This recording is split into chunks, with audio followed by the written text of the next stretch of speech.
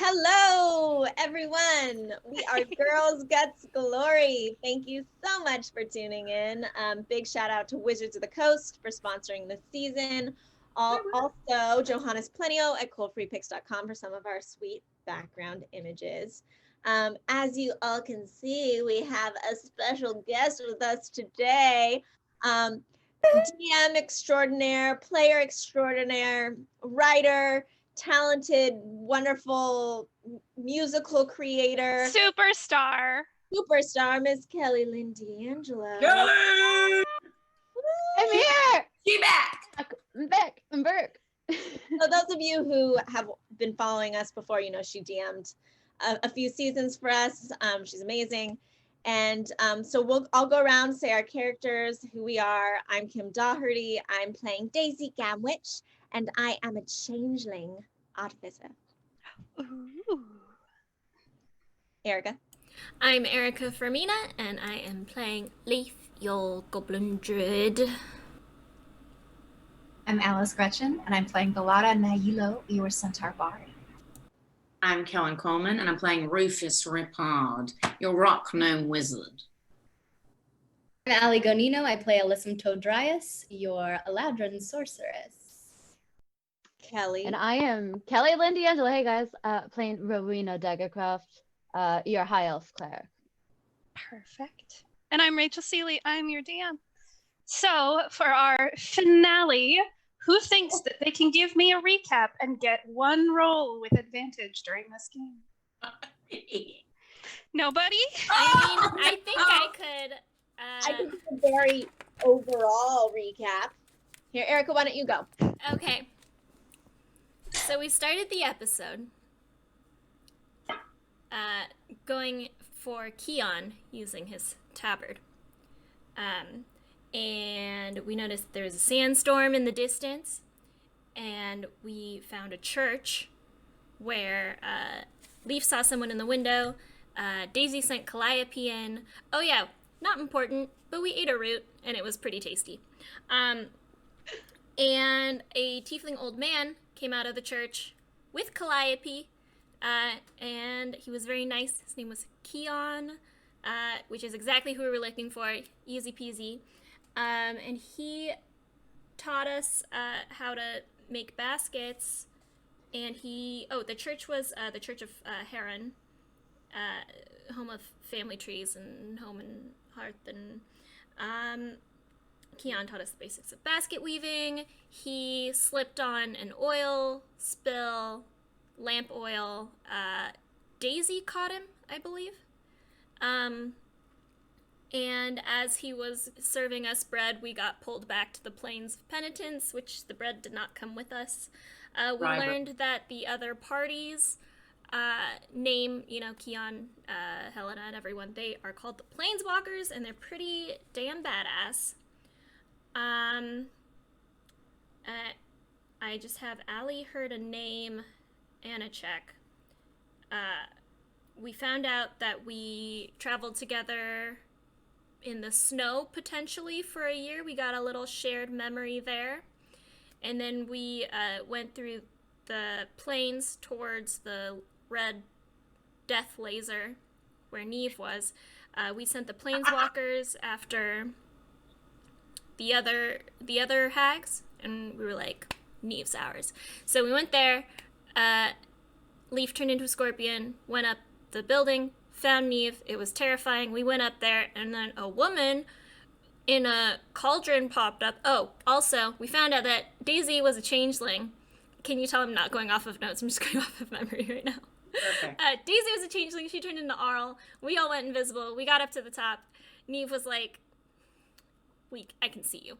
I know you're there. And we were like, drats. And then a woman in a cauldron popped up, and that was Rowena. And for like a general arching thing of the season, we're in the afterlife. There's this person, Neve. She's a hag, and she's taken over the role of Seert, who is a god who sorts souls. And we're trying to take down these evil hags, and she's working for Oral, this like giant owl with horns. who's a baddie in the snow. And we may or may not have accidentally dethroned that demigod Seert. Yeah, Mhm. we Yeah. helped. We did that. Yeah. So we're trying to fix it, basically. We got it. Righting your wrongs. Yeah. And we're about to have, something's about to go down. Yeah. Oh. Oh boy, something is Oh, about and to everyone stay for the whole stream, because at the end we have a fun new announcement. Yeah, big news. Big news, big news. Big news. Big news. So, Erica, write down that you get advantage on one roll Yay. for Oh. your excellent recap. Yes. Leaf is 11 years old. Leaf has aged. Yep. This whole time Leaf thought he was 10 years old, but you just remembered there's an entire year that was gone from your memory, so you're now Also 11. big news. Also big news. Also big news. Yeah, but that one's not waiting until the end. No, We have even bigger news. that was so, not the big news. when we last left off, you were on the top floor of what's essentially rooms carved out of the center of a massive, massive white tree. It's called the chalk tree. And the chalk tree is in a desolate part of the wastes in the afterlife. It is hot, humid, disgusting. You are sweating. You have red dust sticking to you everywhere. And on this top floor that's been carved out, there is a cauldron in the center that has been cracked in half. There's something in the cauldron, you don't know what, just a little lump, something there. And from that is emanating this bright red beam of light that is going straight into the sky. And it gets larger and larger with every passing moment. And inside of that red beam, you can see faces swirling in and out as they get shot up into what you can assume is the real world, the world of the living, where you've heard reports that there's chaos everywhere. The dead are not being sorted the way they need to be. And when we last left off specifically, something came crashing up the stairs behind all of you. You turned around and you saw a giant cauldron, and there were 2 legs on either side, mechanical, artificial legs that it was running on. And driving this cauldron, essentially, was a woman in a dark navy robe with long silver white hair. Rowena steps down from her cauldron mount. And Rowena, you get to survey the situation.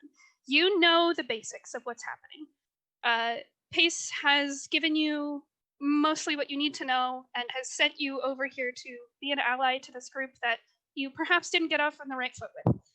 But you actually don't see them at this moment. What you see only is this figure of an owl on 2 legs, humanoid shape and size, with 2 horns curling from her head. She has claws, and she turns to stare at you. Shall we do this? It's me, Daisy. I'm not Oral. She already knows. She saw right through me. Somebody So here? I'm on your side. Let's do it. You see this owl talking to you, this humanoid figure. And Rowena, you have a vague idea of the shape that this person is imitating. It's a figure in the real world that is devastating. Her name is Oral. She's also called the Mistress of Cold, and she is in the north, causing havoc and destruction. But Daisy, you don't think it's actually Oral. Daisy's just gonna drop the act All at right. this point, since Neve knows, and she's gonna go back into her normal form, which actually isn't her true form. She goes into her human persona, which is what she feels most comfortable in as Daisy. And right now her hair is black in fear. It's me, see? It's me, Daisy. However, Rowena, you don't see the other members of the party. Well, You do, however, see Neve. Neve is in the center near that cauldron. She's wearing a white robe that is tattered and singed at the bottom. She has a horse skull for a head and 4 arms. You know, this is Seert, the god of death. This is someone who judges souls and sends them where they need to go. But the title has been stolen and the powers have been stolen. This is who you're here to take down. Have you guys ever thought about how something maybe can die twice? Because I'm sure curious about that right now. You ready, Daisy? I guess. Okay, let's do it. I don't care. And I'm just gonna go. All right. You start walking over to Neve, and she lets out this cold laugh. She has a melodic, beautiful voice, but it sends a chill down your spine. And she says, "Oh, are you here to take me down? Clever. Have you ever faced a god?" And as she said this, one hand, another hand, another hand, another hand come in front of her, and she pulls the air. And underneath her, you feel the ground shaking, and the center of this tree begins to split until there is an entire rend in the floor.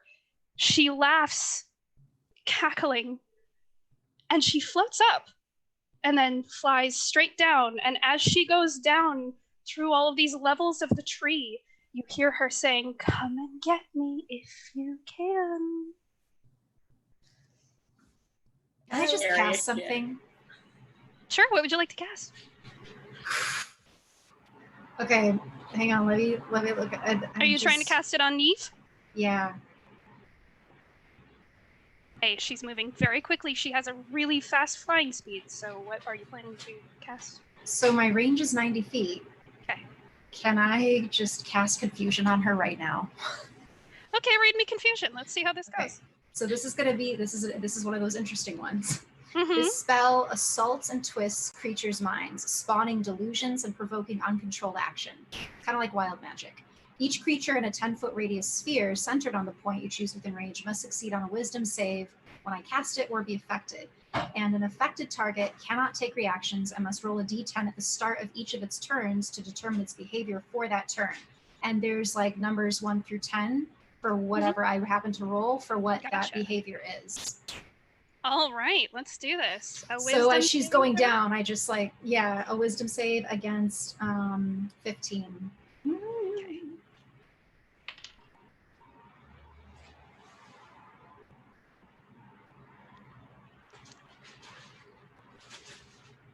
She's gonna do something. Hang on. She makes that save. Okay. You see her shoot down into the darkness where she has split this tree in half. The floor that you're standing on is currently tilted just a little bit as you see the branches have parted. And the cauldron has fallen with her. And that light passes you, but it continues to shoot straight up into the sky. But you could now see it falling all the way down. It looks like it's emanating from something, whatever was in that cauldron, and it falls down, and you can track how deep this rend goes, and it goes very far. Mother of. So she just fails a save and that's it for now. She succeeded. Oh yeah, that's what I mean. I failed the casting. She succeeded the save. Can we still see her? She's down in the dark. You're gonna have to go back down through the staircase. Well, that I think do it's time to get to business. And we drop the invisible. Who am I on? I jump off. Can I do? I You're jump on off. Valara. Yeah. It's like whatever. Oh God! Oh Jesus! Rowena, you I suddenly was see people pop up, and it's Rowena, just nice killed to you. see you. Hi. Hello. No. Maybe don't appear out of thin air, because I will There kill you. There you are again, so warm. You're gonna hear a little voice that's just, I'm gonna become visible just so you know. Please don't kill me. It's fine as long as the farting horse isn't here. Valara kneels down so that Leaf can slide off more comfortably. Leaf's just gonna pop up in front of you. Hi. Are you ready for this? All of you? I say let's go. We're running out of time. Yeah, we should go. Let's go.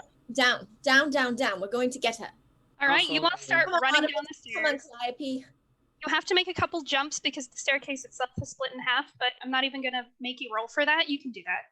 You As guys. they begin to go, can I do some preparations as we're Yes. running? Yeah. Great. What would you like to do? I would love to cast Aid Perfect. on select creatures of my choice, if that's okay. So as we're running, I look at a few of you, and I'm going to buff you all a little bit here with some aid. Let me just pull this up. 1 second, everybody. I think I choose Also visible. up to 3 creatures. So I'm going to choose Daisy because I saw her first. I'll choose Leaf because I saw Leaf second, and then I'm going to choose myself because I matter. Okay, great. And what does that do for us? You get tough with resolve. Each target's hit point maximum increases by 5. So you guys just get a bit of a buff. Amazing. Technically, you saw me for a second, but that's all right. She didn't ever like Can't win them me. all. You did She threaten never me. liked me. I'm Totally happy fitting with for the it. character. All right, so you're running down these stairs. You're all leaping. I mean, you're level 8 at this point. I think that you can take a little leap and land on your feet. I think you'll all be fine. You go all the way down through the several flights of stairs. You see these empty rooms. Some bits of those fibrous walls have split because they're very fragile. And when this tree started to split in half, they broke easily. So they're just hanging there. And you make it all the way back down to the floor where the entrance is, and you see a hole in the ground that's been ripped open. And when you all look down, you see a deep pit. You don't see the bottom, but I need everyone to make perception checks for me.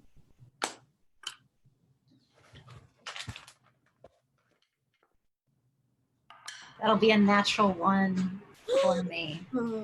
Way to start out Get the the new game. dice, Alice. Your dice Mhm. have been very good lately. Dice jail. I have 5 dice and they're all failing me these days. A 16, Daisy? I rolled a 25. A 25. I rolled a 12. I rolled a 12 as well. And Alyssa? 11. Okay. You all look down and you see a deep pit. And you see some things that look like vines hanging down that you think you can probably use, if you're careful, to climb down, if you have no other means of getting down. However, Rowena, you've heard of this place. This is not a place to tread lightly. And what you see, instead of vines, you see what they really are. You see hands sticking out of the wall, and you see faces. And as you look at them, you notice expressions of pain, of sorrow, and oddly enough, some of happiness. But these faces are very slowly moving. Very slowly. And sometimes they change expressions. Sometimes they look around. They make no sound at all. I see Valara looking a little too close, and I put my hand out and I push them back, and I say, no, no, no, no, no, no. Keep your distance. Watch the main. Thank you. Trust me, you won't have one after this if you fall down this hole. Valara huffs but gives her a glance, a demurred glance of gratitude. You do see, however, that red laser is down in that hole. Whatever it's coming from is down there. Rowena, how should we get down? Or what should we do? Listen, we don't want to even have an ounce of what you see down there touching a physical, if you can call it that form. So we have to be as careful as possible. This is dangerous territory, and if you make one false move, you will join them. Do you have anything that can prepare you for this particular situation? I can think of one thing I can do, but I don't know how long it'll last. Rowena, make just a d20 roll really fast. I want to see something. There might be a little... I rolled a straight 18. Perfect. I'm going to do a little Deus Ex here for you. Rowena, you remember you had a hand in helping to create your mount, that cauldron.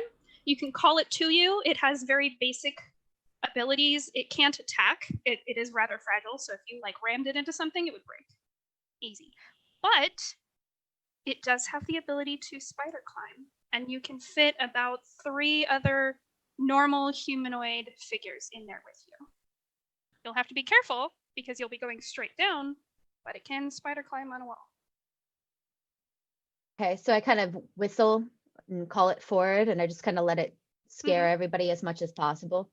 So Behind you I would on love, that yeah, I staircase. want it like directly behind everyone just to shock Perfect. everybody a little You all bit. hear this clunk, clunk, clunk, clunk, clunk, clunk, clunk, clunk, and it gets louder and louder until slam behind you, this spider-like cauldron bounces and stands ready. I can think of a way to get some of us down, but not everyone. So if you have options. Pay me to get in that thing. Well, Valara, you can carry a couple of us, right? Yes, I can carry some of you. However, perhaps you should cast spider climb on me again. That's what I was thinking, yeah. And I have- maybe Rufus and I could climb on. Yeah, I mean, I could climb on or I could fly down. You know, if I can, but I don't, you know, I feel like I'm going to need all my energy, so maybe I should save it. I wouldn't mind hopping in the cauldron. I have Artemis with me. Anyone have any ideas? Can you ride him down? Her down? Him? Her? Yeah, but Yeah, that's a thought. spider climb. How big is this cauldron again? Would I as it even fit in it? You are technically the size of 2 humanoid creatures, so you could fit, but that would mean there's only room for one other person. Listen, I Well- might have a couple of ways to ensure that we don't get hurt on our way down if we keep close. I am most concerned that if somebody gets hurt even slightly, it'll be quite detrimental. Especially if anybody's using spells that are within one's noggin. So who's doing what? I suggest things that are physical, like this, Beauty, and I clunk on the cauldron a couple times. So Valara can carry 2 people, yes? So if Valara carries Alyssum and Leaf, and while she's on spider climb, then Daisy, myself, and Daisy is myself, and Rufus and Artemis, we could all go in the cauldron. What size is Artemis? Artemis is the size of like, I'd say like a big pig. A Like- tin Does she pig, would you have say? like a size designation when you made her? Oh, the size designation is, I'm looking at the wrong one. Tin pig. Construct. Medium. So she is larger than a normal humanoid, medium humanoid. But I'm small. You are small. Where are you planning to go, Rufus? I'm going in the cauldron, apparently. In the cauldron. So who Yeah. else going in the cauldron? Me. Me, Artemis, and Rufus, and then Alyssum and Leaf are riding Valara. Okay, that is technically one small person over what the cauldron can fit. You can always try. Well, all right. Should I fly? Can you? Let me put it this way. A little DM meta.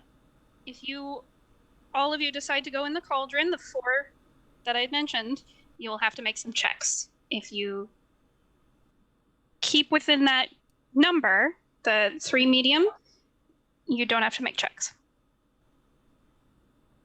I'd be a little bit worried with how many this can fit in here. It's already quite fragile, and I know if it gets hit too hard, it'll break. So I think for my personal peace of mind, as well as my self-preservation, I would prefer less. I'll Misty Step to the bottom. How Oh, far is Misty Step? What? How far is Misty Step? 120, I think.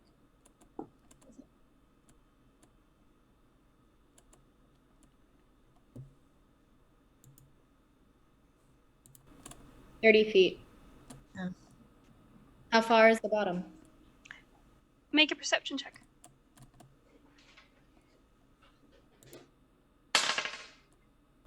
Ooh, 21. With a 21, it is about 65 feet. It's a Oof. deep pit. Could you fly right near us as we climb down? So we're climbing down and you're flying just like right next to us. But then what would happen after the 30 feet is up? Well, Rufus, how far can you fly? You said you could fly. I can fly. I think it's 100 feet. Let me go back and see. I could fly. Do I know if it's safe to fly? Yeah.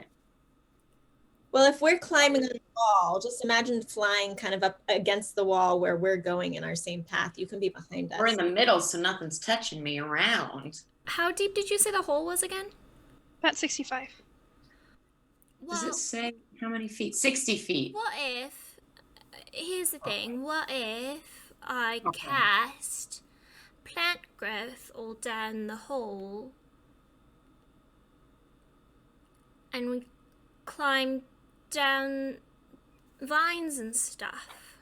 Would that work? Or the roots or whatever it would be? I can love that fly. idea. Are there normal plants in this hole? There's Yes, I would say that if we climb, it might take a little too long. I think that maybe flying is the best option. I'll fly. just No Being worries. very careful, as Daisy said, and sticking as close as possible, because I will do something that will probably alert you again. Just trust me. Thank you. Hey, I'm gonna my guitar, flip it around because I'm always attuned, and I'm gonna just like make a circle above me, and then it's gonna like fall on me, and then all of a sudden I rise.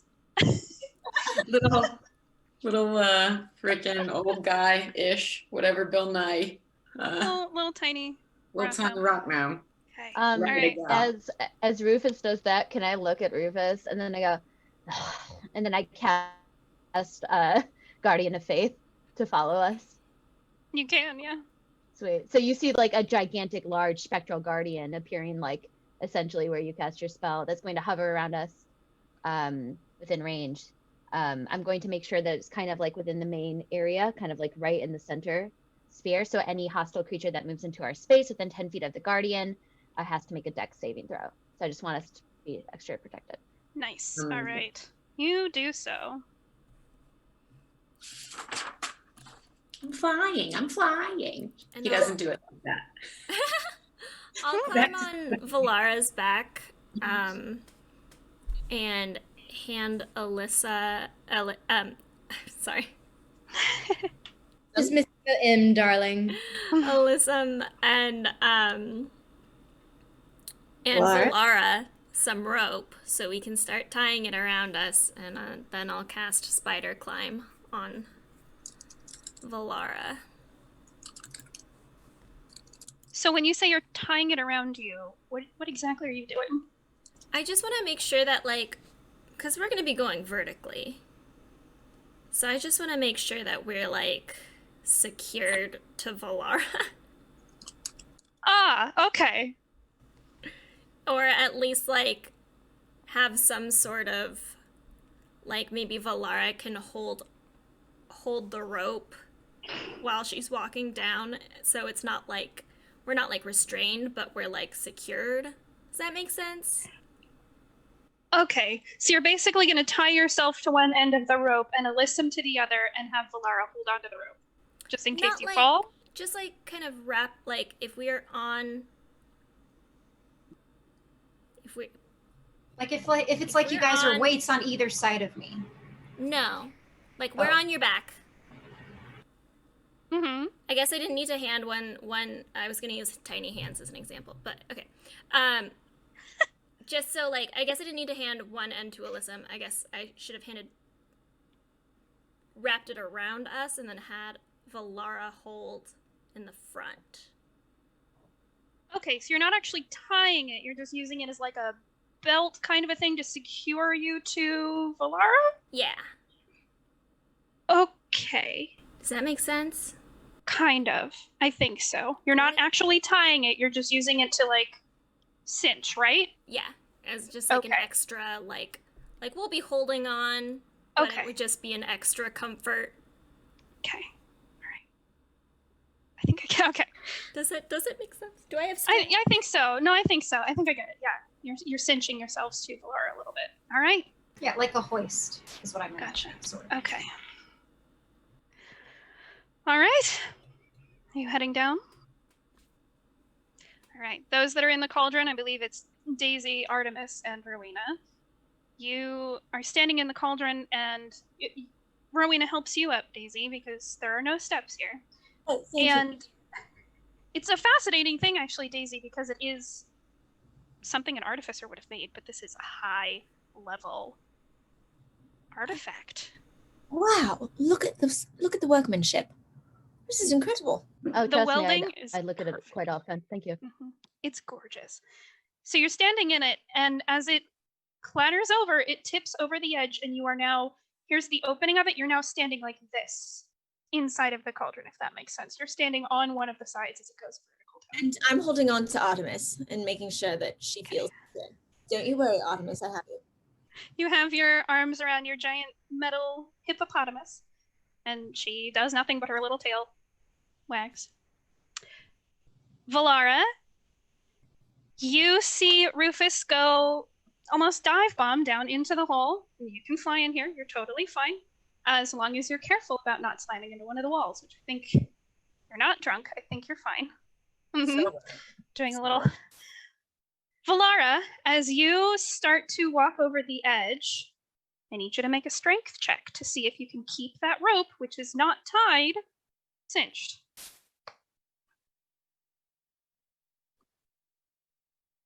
Ooh, 17 for strength. 17? All right. Yeah. You feel... Much better dice. Yeah, much better dice. Give that one a kiss for me.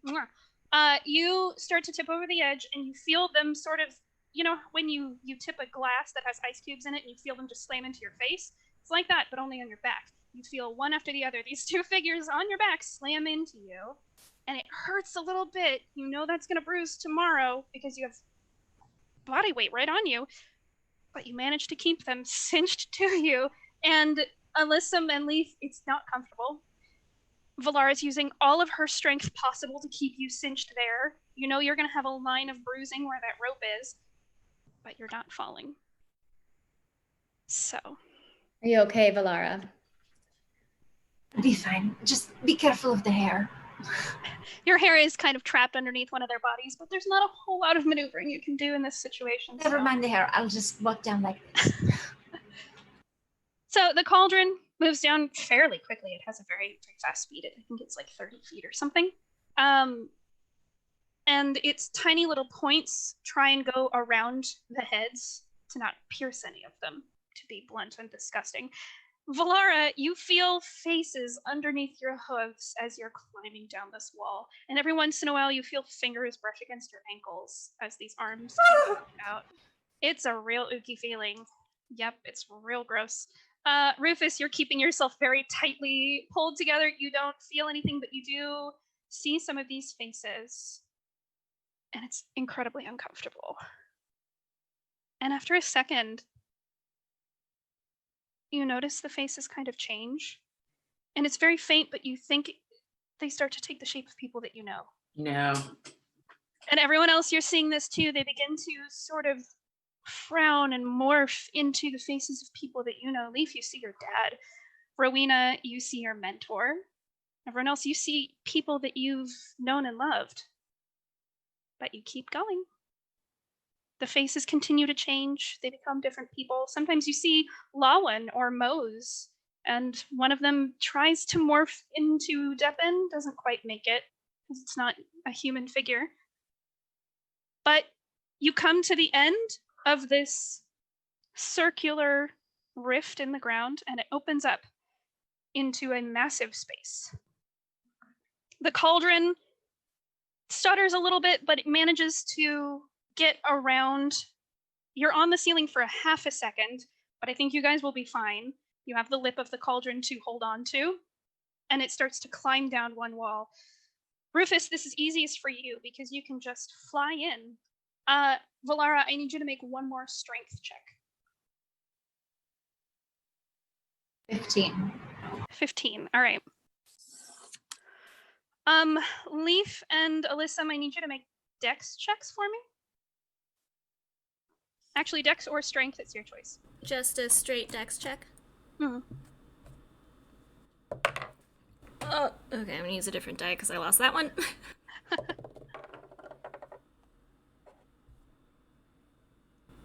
12. 12? Okay. Alyssa? 21. 21. Nice. Alyssa, with your 21, I mean, I'll let you hold on to Leaf. Leaf is a small figure. You feel, as Valara, you have to start sort of climbing on what looks like a ceiling until it dips out into a wall. Leaf, Alyssa, you feel start to slide up your back. And you strike a hand out behind you to hold Leaf so that he doesn't continue sliding. But you manage to save him. I grab him by the back of his collar. Mm-hmm. Pull him back. Nice. All right. You all make it to the floor of this room.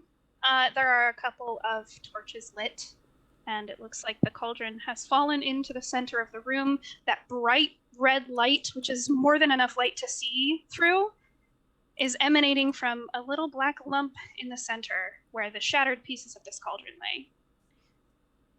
And right now, Neve, having seen all of you get onto the floor, floats up and begins to circle this red laser.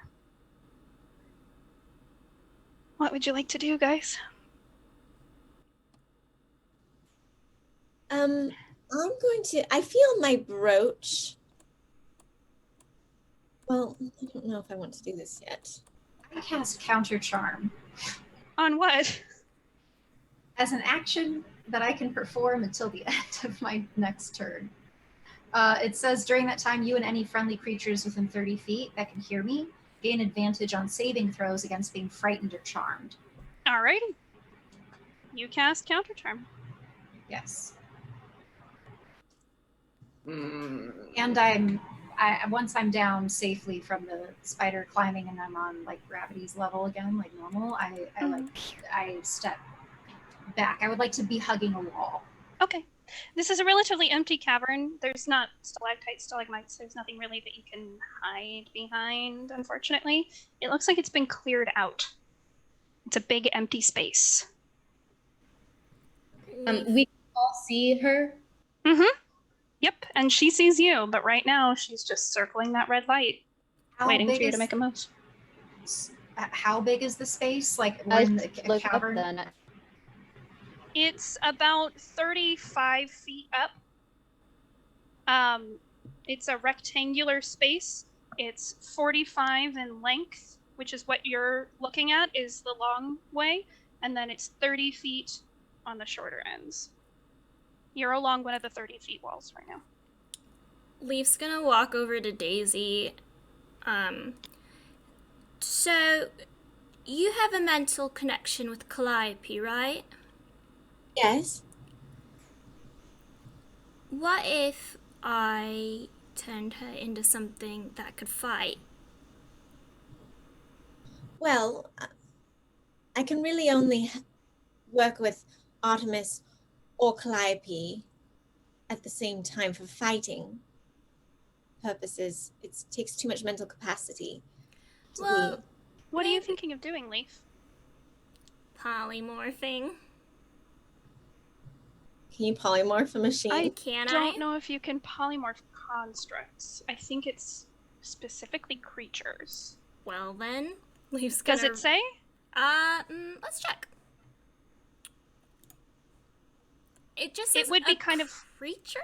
Yeah, that's a creature. Okay. So this is a construct. It would be kind of odd, the like conservation of matter, because she only has a certain amount of metal on her. Mhm. You would be stretching what metal she has very thin to make her anything else. Okay. Did you do it on gonna Calliope? pull out Sebastian. Looking in his eyes. Okay. And I'm gonna say, Sebastian, I love you. Do you want to help us fight? He blinks one eye and then the other. It's a tiny little frog in the middle of your hand. That's usually a yes. Gonna put my hand on top of his head, and I'm gonna cast polymorph, Okay. and I'm gonna turn him into... Oh, I should have decided which one I'm gonna turn him into. While you're deciding, would anyone else like to do anything? Yes, I obviously have an agenda here, so I look up and I go, "Burnin' Celestia, bitch," and I'm gonna cast Dawn on her. Okay, starting it off. All right, you cast Dawn. Remind me Yeah. what if is this a saving throw that I need to do? Yes, so it is a Constitution saving throw, and this is a concentration spell up to 1 minute, and anybody. It's a pretty big range. The actual cylinder, is a 30-foot, 40-foot high cylinder. So I'm casting it like within the circular area that she's flying, to just cover it all. Coming in Radiant hot. All Yeah. right. She's going to use one of her legendary resistances to immediately succeed that save. The great thing about that is it still takes half damage on a save. So I All will right. roll the dice and continue this battle, and let's see how much radiant damage we get. Oh, that was a very good roll. Yes. Yes, that's 22, half to 11. So 11 points of radiant damage every round until I cannot hold a concentration after 1 minute. All right, we are starting off this battle. Get her! Get her!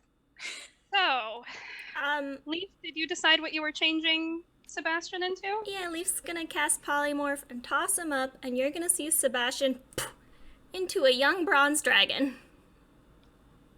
Do you have the CR for that? What is the CR for that? With Polymorph, young bronze dragon is a CR of 8.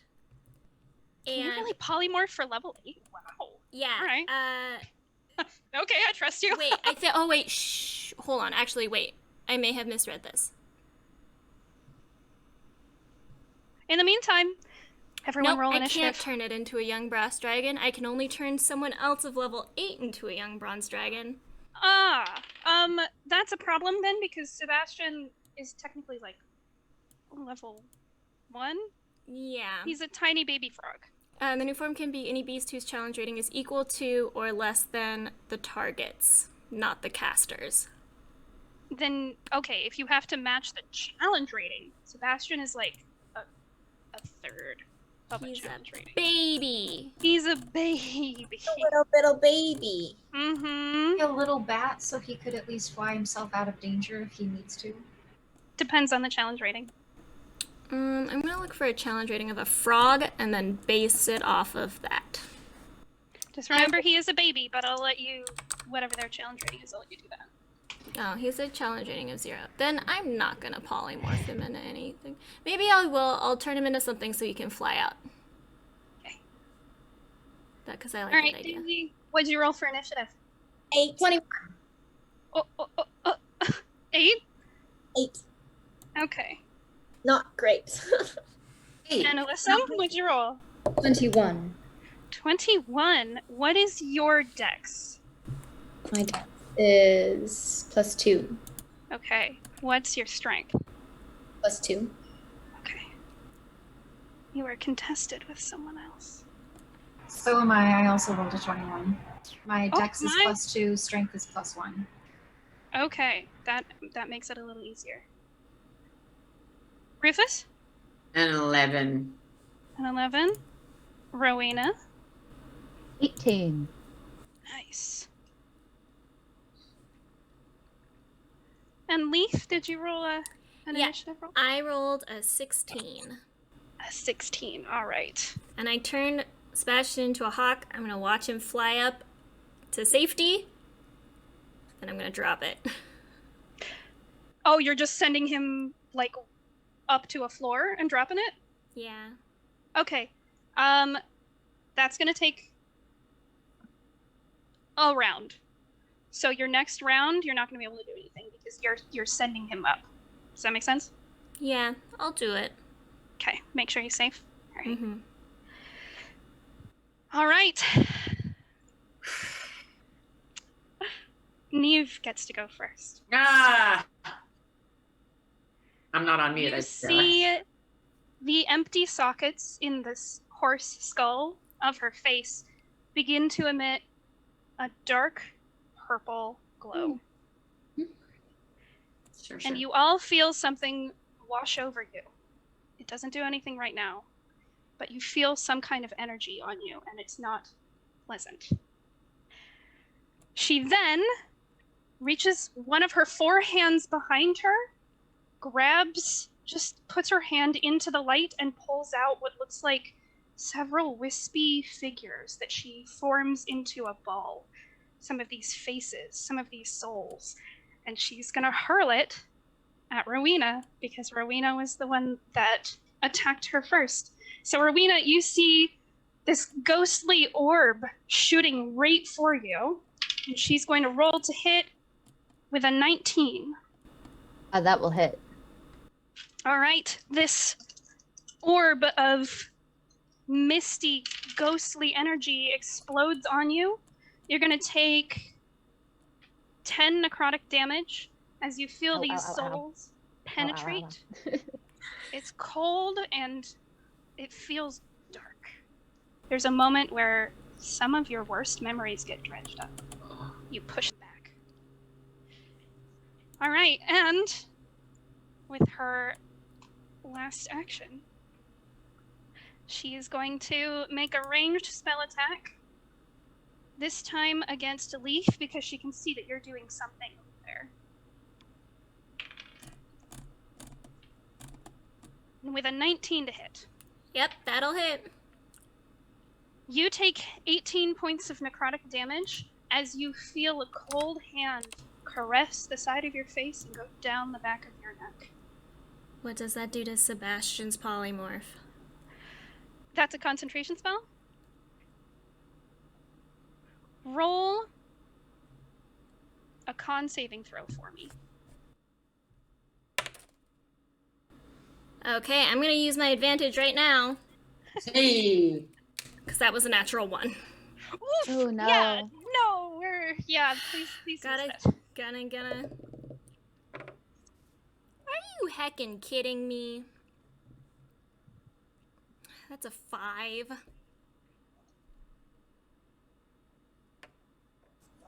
Yeesh. Sebastian is about, he's, you can feel where he is with this connection you have to him. You can feel that he is about 40 feet up in the air. And you lose your concentration. However, you don't see him fall. What's Sebastian's HP? What's just a regular frog's HP? We're gonna find out right now. 1. Okay. You don't know what happened. Leaf's just like staring up in the hole. Oh no. No. No. You don't see a body fall. But you don't know what happened to him. You lose that polymorphed connection that you have with Sebastian. Oh, Leaf's angry. All right. Alyssum, it's your turn. What would you like to do? First, I would like to cast Chill Touch. Mm-hmm. So I will roll for that. That's not gonna hit. So I will now take out my crossbow and aim it for... Taking out your crossbow is a full action. Oh, well then, guess I'll just try to cast Chill Touch again. Can I? Last one. Yeah. It's an action. It's an action. Yeah. So an action to cast your cantrip, that's all you can do. I'm letting you, technically these are 2 actions that you're doing, but I'm letting you pull out your crossbow and get it ready. Or do you have any bonus action spells? My spiritual weapon. If you would like to, it is your choice. Yeah, I don't want to whatever you like. forfeit my turn. Somebody else go. You're not forfeiting your turn. You are pulling your crossbow out and you're ready. You're ready to shoot on your next go. Okay. Yeah. All right. Valara, it's your turn. What would you like to do? Okay. How far away am I from Neve? So it's like 45 long ways. She's in the middle of the room, so like 20 feet? A little bit more than 20 feet? I'm gonna cast Hold Person on her. Okay. So she has to make a wisdom save to beat 15. Okay. A wisdom save. What's her wisdom? She just makes it. Okay. Well, okay, and then as my bonus action, I'd like to give Bardic Inspiration to Leaf because I saw his crestfallen little face about poor Sebastian. So, Leaf, you have 1d8 for an ability check, attack, roll, or saving throw.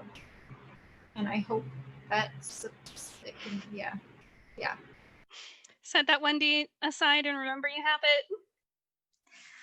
All right, Rowena, it's your turn. What would you like to do? So I want to ensure, first and foremost, that my Dawn is still active on the people it's currently trying to hurt us that I can see within my range. So I retain that, knowing that at the end of their turn, they always have to make a save in that vicinity. So I want to keep that going, and if not, I can move it a bit. So I just want to make sure she's still within the area. She is. She hasn't left that area. Perfect. So not yet. Save my bonus action then on that one. I'm just going to, and how far up is this person currently, this creature? Neve is only like 10 feet off the ground. Perfect. So I would like to use, kind of take some of that energy she threw at me, and then just kind of like get it back in my hand and go, get it. And I'm going to shoot it back at her, and it's Toll the Dead. And I would like to shoot it at her. All right. So Toll the Dead, great Wisdom save. Wisdom I know, save. I love it so much. Oh, ooh. All right. She most definitely failed that. Okay, that is good. And currently, is she missing any hit points whatsoever? She is, yeah. Great. Then it creates a better situation with Toll the Dead. It does. I am going to modify my dice for a second, making me very happy. Okay, 1 second. Oh, yes. Oh, hey.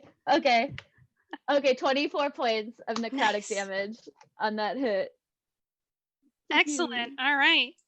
And that's you send this energy right back at her. And you have a feeling that you're sort of channeling the spirits that she sent at you, and you're sending them right back. And when you do so, you hear these gorgeous deep bells. All of you hear this, these gorgeous deep, like church bells dinging in the distance out of nowhere. It's a somber tune. And two of her hands, her upper hands, clutch at her where her ears would be. And you see her definitely take whatever you gave her.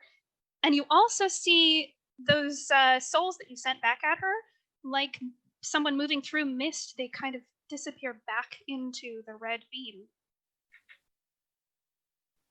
Okay, let's keep doing that. All right. All right, Leaf, it's your turn. What would you like to do?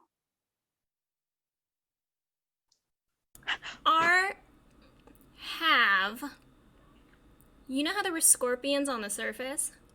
Yeah. Are there any in this room right now? No, there's nothing in this room at all. I didn't know if any had like fallen down the hole or not. In that case, Leaf is pretty pissed that he doesn't know what happened to Sebastian and he got interrupted sending his brother to safety. So he's going to summon two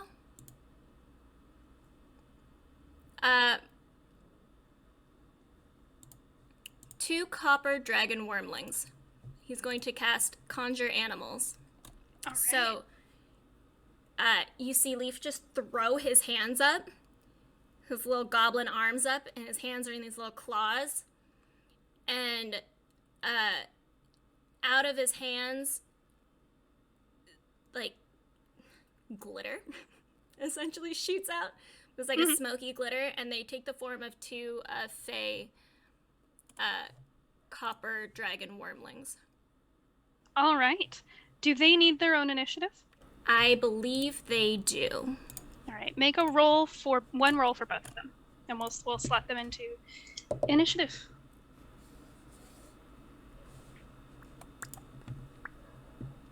I don't think they have their own initiative, like... Do they then act as a spiritual weapon? I mean, they have their own initiative, but I don't know if they have, like, would I add, like, their dex to that? Yeah. Okay, then 7. My dice aren't being nice to me today. Only 7? All right. Mm-hmm.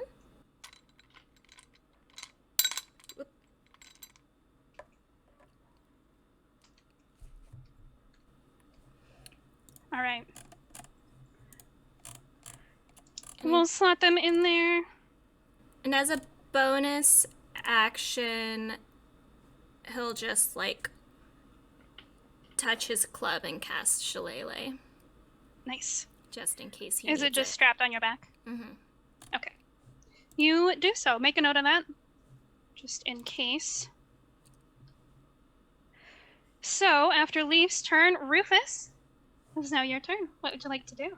Well, you know, before I saw Rowena, I had in my mind that there's a lot of dead around and I'd like to toll them as well.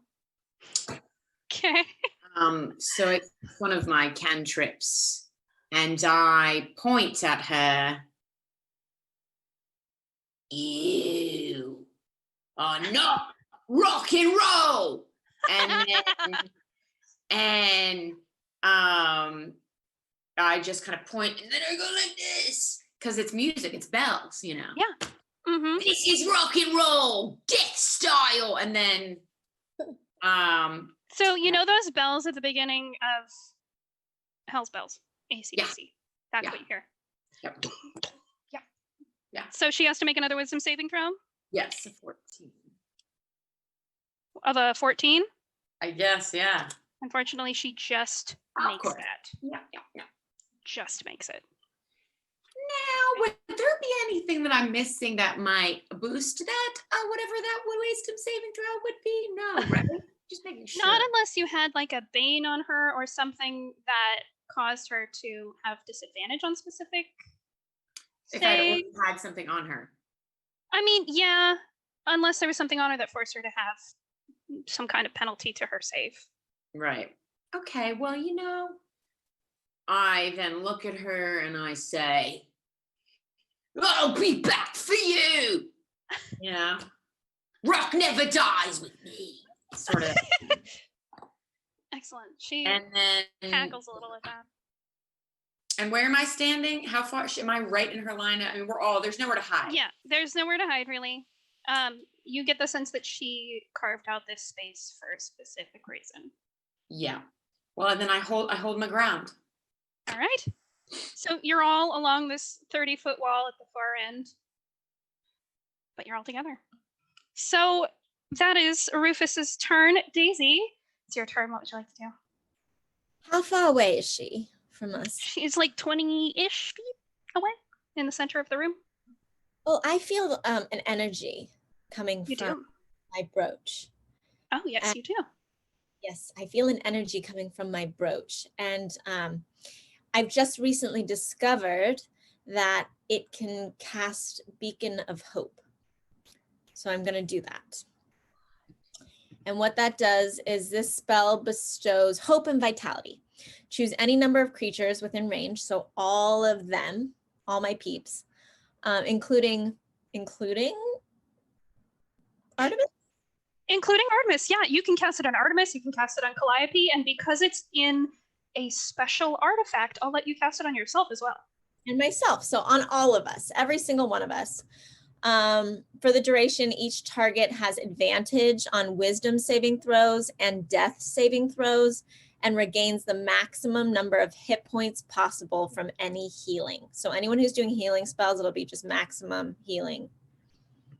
From And now what's the duration on that? 1 minute.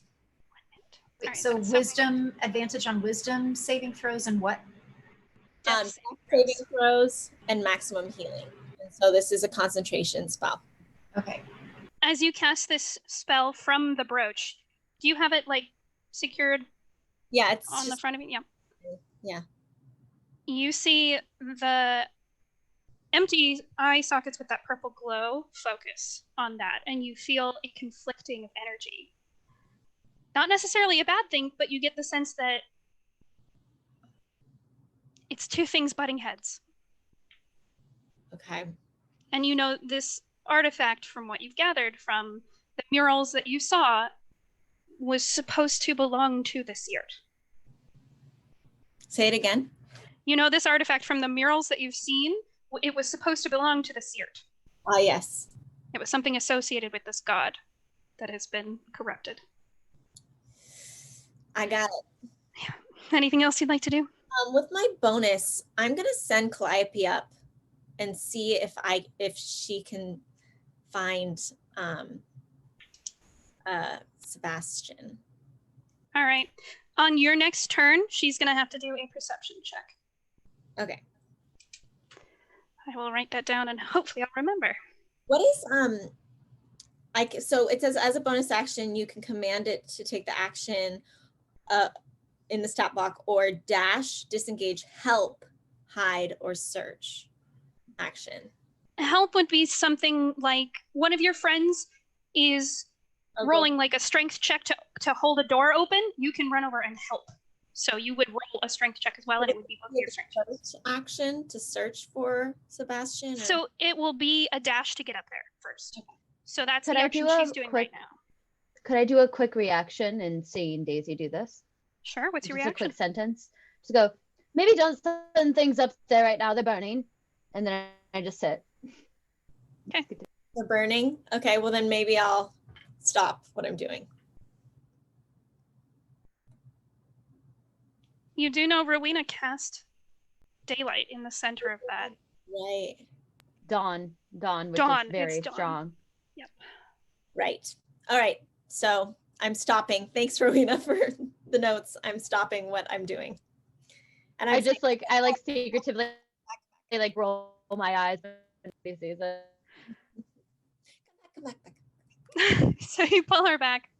All right. Leaf, it's your wormling's turn. What would you like to do?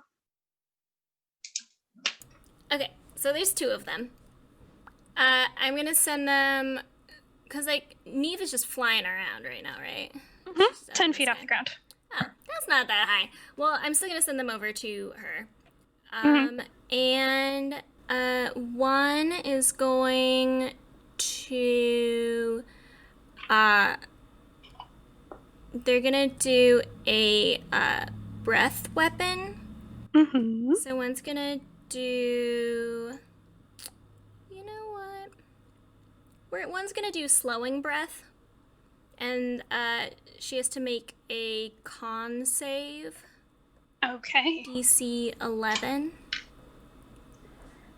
On save.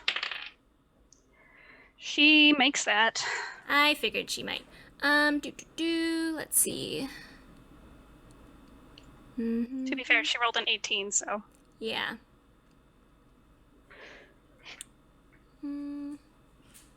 Okay, I guess nothing happens if it is a successful save. So then the other one's going to do acid breath. All right. Is that And another con? that's a dex this time. A dex. All right. She succeeds. Damn it. Okay, well, You she's see still gonna her- take 9 points of acid damage.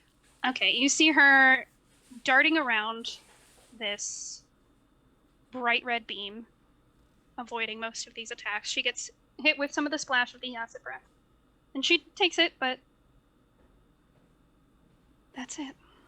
Yeah, and they're It's now just chilling. her turn. And on her turn, Neve.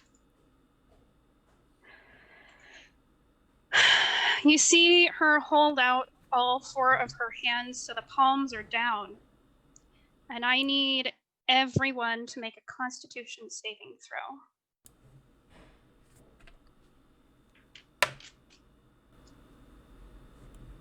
14.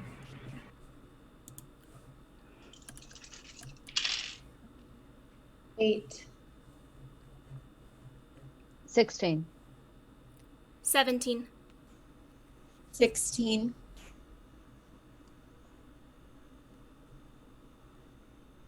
Okay. 19. Ooh, okay.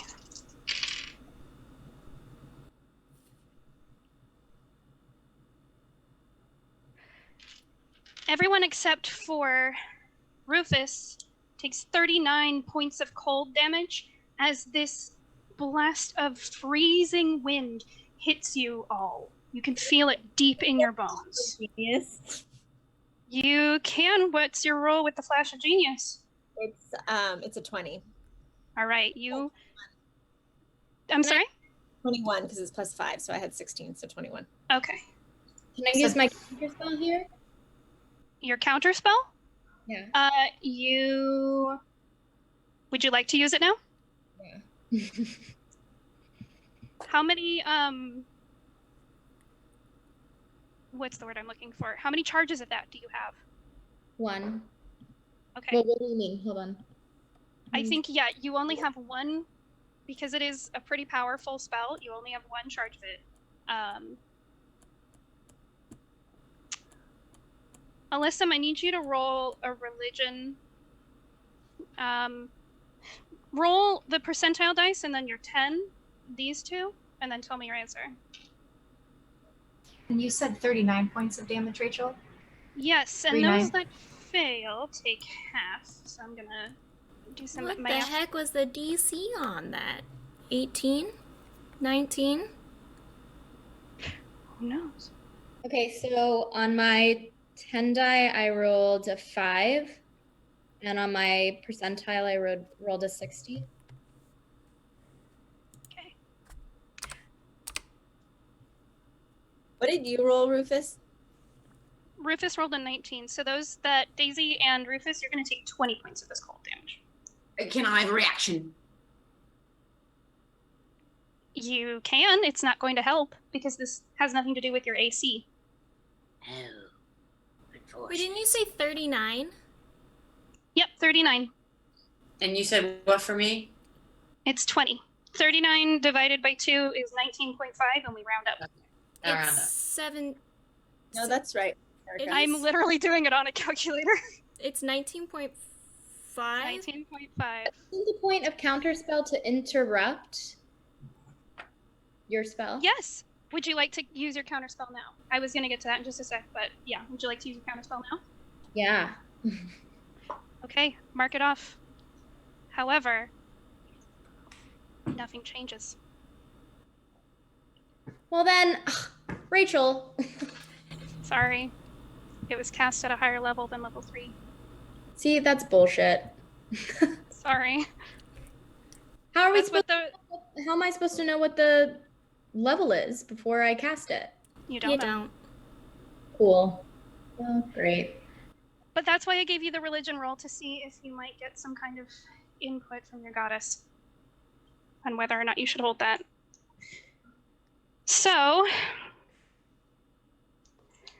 Neve then on her turn is going to fly up to 20 feet from the ground. She is going to reach out with another one of her hands, grab some souls from that red beam behind her, and she's going to throw them. This time she's going to throw them at Daisy. With a nat 20. So, Daisy, you're going to take 14 points of necrotic damage as you see this ball of souls come flying at you. It hits you in the face and washes over your body. Bleh. That's what she does. Ouch, it hurt a little bit. So that is all Neve is going to do on this turn. Alyssa, it's your turn. What would you like to do? Whose turn? Alyssa. I'm going to aim at her with my crossbow. Okay.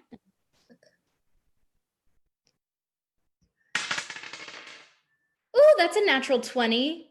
Nice! It definitely hits. Do your damage. Okay. Roll twice.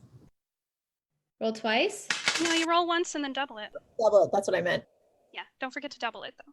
Double your damage. Oh. Okay, it's 1d8 plus 2, so that'll be 5. So I just double that, 10. 10. All right.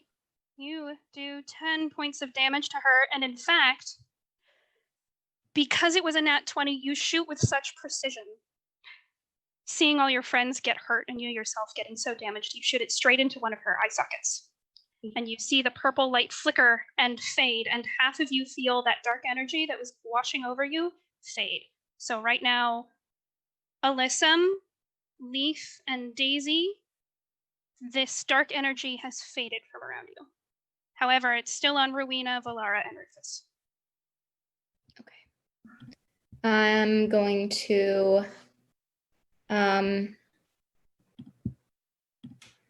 let's see. I'm going to cast my spiritual weapon now over her. So I will cast it. All right. I believe you can then command it to attack after you've cast it. All right. And will be. Really wish I could re-roll that. It's 11. 11 will not hit. You all see this beautiful sphere of water swirling behind Neve, right on her back. Unfortunately, it does not get to attack this round. Anything else you'd like to do? No, I don't think I can do anything else. Okay. You can always move. Oh. How close is she to us? Do you get 2 shots with your crossbow for your action? I think it's just the one. Because I did the spiritual twice. I think it's usually like fighters and rogues and things that get that early on. The attack twice. All right. Valara, it's your turn. What would you like to do? Is there anyone within 20 feet of her? Any of my friends? I mean, yes and no. You're all a little over 20 feet away, but no one is actually in that 20 feet range, if that makes sense. And before anyone gets within 20 feet, I'm just going to fireball her while I can. Roll a fireball on her. Roll a fireball on her. So 8d6. I have 66, so let me roll these and then roll 2 more. Is that a check for me? No, it's just a straight damage. It's a straight damage and then a half damage if it oh yeah, no wait, sorry, that is a check. Dex save against 15. Yeah, sorry, my bad. She is going to take half because so she succeeds. Okay, so half of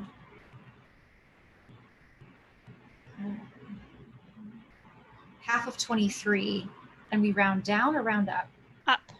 Okay, so that's 11? It's 12. 12, okay. Half of 23 is 11.5. So 12 points of fire damage. All right. You send a fireball hurling right at her, and you see she catches on fire. The bottom of her robe singes even more. She takes that damage. She flies through the red beam, and when she comes out the other side, she's no longer on fire. It's a gust of wind, essentially, and she is able to put herself out. Okay. Awesome. And then as a bonus action, I'd like to cast Healing Word on myself for now because I'm low. So 1d4 plus myself. You attempt to cast Healing Word, and you feel this dark energy that's still on you, and Rufus and Rowena feel heavy. It weighs down on you. and when you try to cast this spell, it fizzles in your hand. So she Okay. can't cast it at all. Do I still have to expend the spell slot for trying? Okay. And that's a hard battle. my turn. I'm gonna stay. I'm gonna stay in the back, hugging where I am. I haven't moved. Okay. Just remember, you can move if you need to. Move out of the darkness. Out of the what? The darkness. Oh, I thought it was like stuck to us. You don't know. Oh, well then for shits and gigs, I'm gonna move to the other way. Okay, are you moving your full? I'm hugging I'm imagining it to be round. Am I correct in that? It's a rectangle. A rectangle. That's right. You said that. Okay, so if I'm at the one end of the back rectangle, if I'm over here, I'm going to here. Okay. And up a little. You My speed is 40 feet, so. You pass out of it. You feel Okay. that awful weight, like a heavy blanket, lift from your shoulders. You're now with Daisy and Leaf and Alyssum. Rowena, it's your turn. What would you like to do? Yes, I take a moment recognizing what's happening with people moving around and me hoping to do a similar sort of action as Valara a moment ago. So I take a beat and I just pull out my holy symbol, and you kind of hear me echo in the chamber a very loud line where I shout, "All is light." And kind of there's like this hymn and the sound, and you just see a sphere and a light that's starting to spread around me. Also note, because of the damage done by the creature above, my dawn is no longer active because of the concentration spell.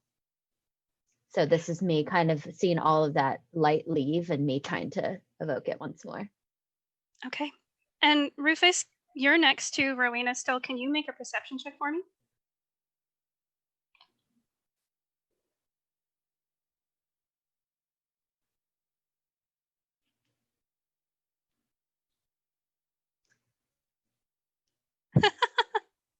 That was me saying, no, it's not good. I could read your I lips. feel like it's, 9. Okay, you catch a glimpse of what her holy symbol is. Oh, no, it's 10. Okay. Same thing. You catch a glimpse of what her holy symbol is, and you hear her say, "All is light." You think you've heard that somewhere before. But you're in the middle of a very intense battle, and you can't quite figure out, where have I heard this before? Where have I heard this before? And maybe you've just remembered where you've heard this before. But what does that frickin' do? You don't know? Rowena, anything else you'd like to do? No, I'm just holding on to that, hoping to dispel this feeling inside of me and those around me. You try to channel your god down here. You don't feel his warmth. And you get just a passing. You've communicated with your god before in various ways. It's a tense relationship. And you get this sense of, what do you want me for? Very flippant.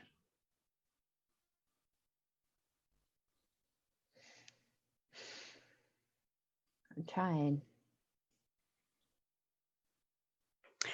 Leaf, it's your turn. What would you like to do?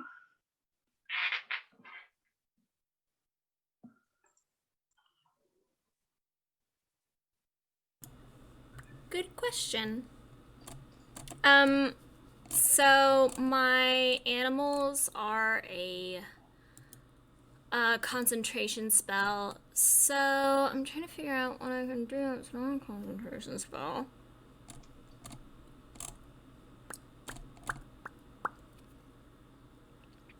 But that's also at a distance.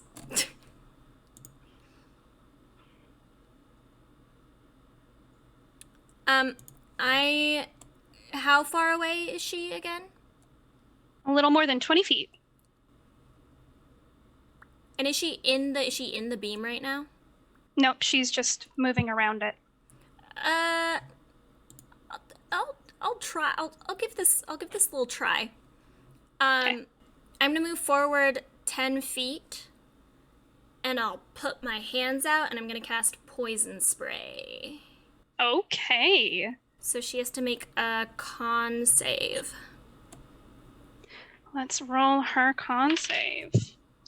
With a nat 20, she succeeds that save. Rachel, I'm gonna need you to use a different d20, please.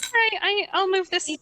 I'll move that one out of the way, and I'll use another one. Oh yeah, since she succeeded, she takes none damage, and I will move back 10 feet.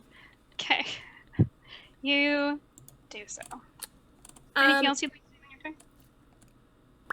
Not yet. Okay.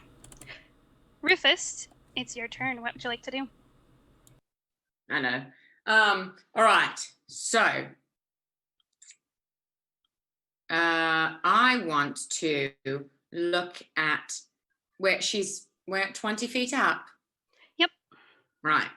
Looking at her still. I have the fiery vengeance of rock and roll in my heart.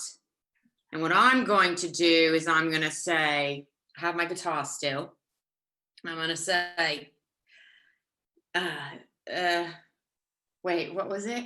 The magic in you, the magic in me, gonna set your mind unfree. And I cast Mind Spike at the 4th level. Okay. Yeah, and that is a wisdom saving throw. You know what? I'm actually going to make her do this at disadvantage because that song was amazing. Boom! Yeah. Improv. Yeah.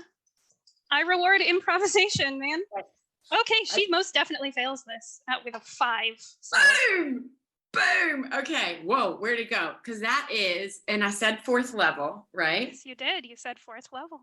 So Mind Spike at 4th level. So it's 3d8, and then the damage increases by 1d after 3rd. So is it 5d8? Mm-hmm. It's what, 1d8, and then it increases after 3d8 psychic damage on a failed save, and then at each level then it's above at 4. 3. Yeah. Each level above 3, it gets 1 more. It's 1 more. So it's at 3 now, and then you're casting it at 4, so it gets 1 more. Okay. I trust you because you know. Okay, I mean, don't trust me. I don't know what I'm doing. The 4 of them. Ish, what is it? 20. Nice. What does this look like? What does this damage even look like? Tell me about it. So, it is This like mind spike.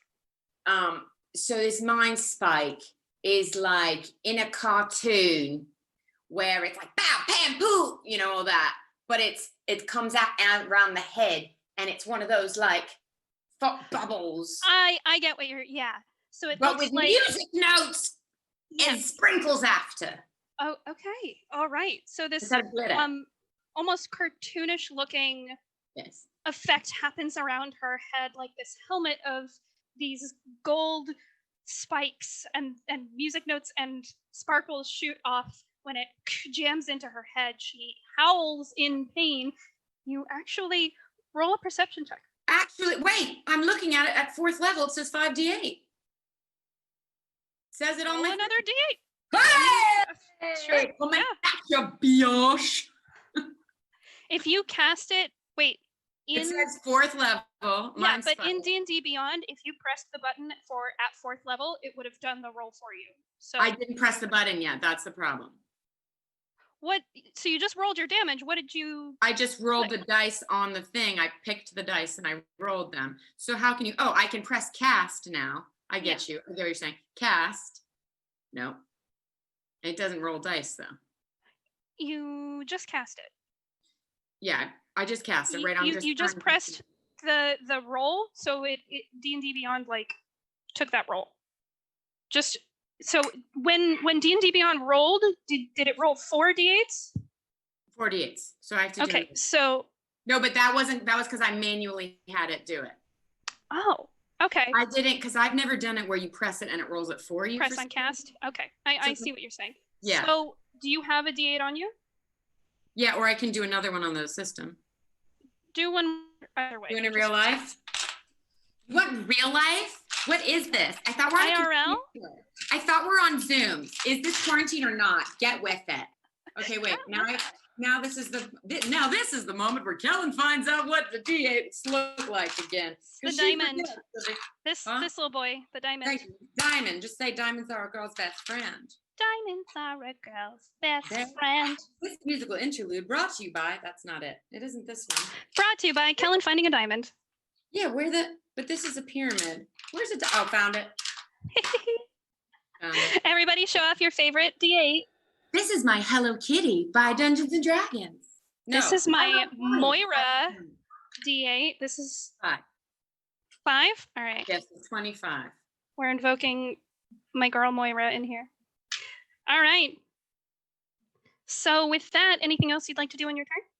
I want to move out of that mother effing light. Where there's no light, I mean the feel, shadow, right? you just feel something on you. And I also is saying something one thing? Can I say something while I move?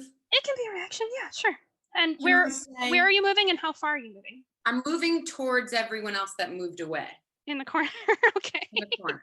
Or is there another corner? Can I go to the other corner? On the far side, but it's Let's about spread 45 out. I'll go over there. So what's your speed? My speed is, I believe, it's like literally moving things out of the way. Oh, really? Hi, cool. Thanks for coming to my party. It just went away. Where did it go? Let's go back here. Guys. Because this room is 45 feet long. Yeah, it's 25 feet. Okay, so you would get about parallel to her, a little bit further from her if you moved. Either way I go? No, you can go into the corner with the rest of your friends, or you can go. Do that. I'm going to over go in the here. corner for the rest of the friends. Okay. And as I go, I'm going to look at Rowena and I'm going to say, is your god Amatol? Anatole. All right, cold. Shit, she's always so cold. Amatol. I don't remember what to do with that, but okay, great. I'm glad I found out. Sometimes things you find out, it's not a weapon, but it's good knowledge. Okay. Well, I love that I know, and I love that I just mind spiked her, him, whatever. And I'm just like, yeah. And I ask Rowena, and I go in the corner. Okay. You do so. And when we come back from our short break, it's going to be Daisy's turn. Stay tuned. We'll be back.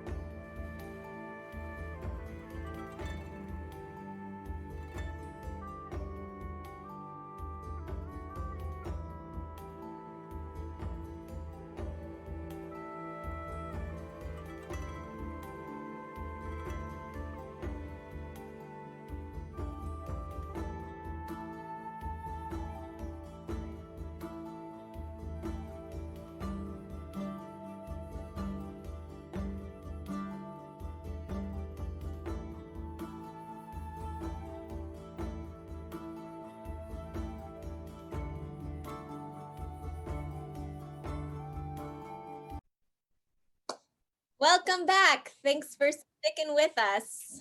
We're Girls Gets Glory, and we just left off. I think it's my turn. It is. Daisy, it's your turn. What would you like to do? All right.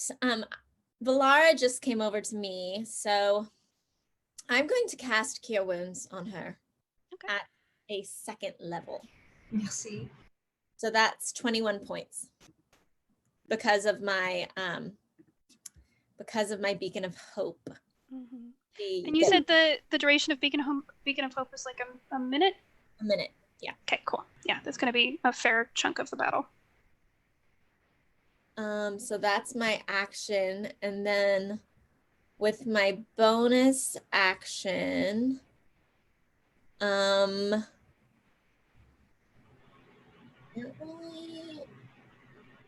she's still off the ground, flying around, right?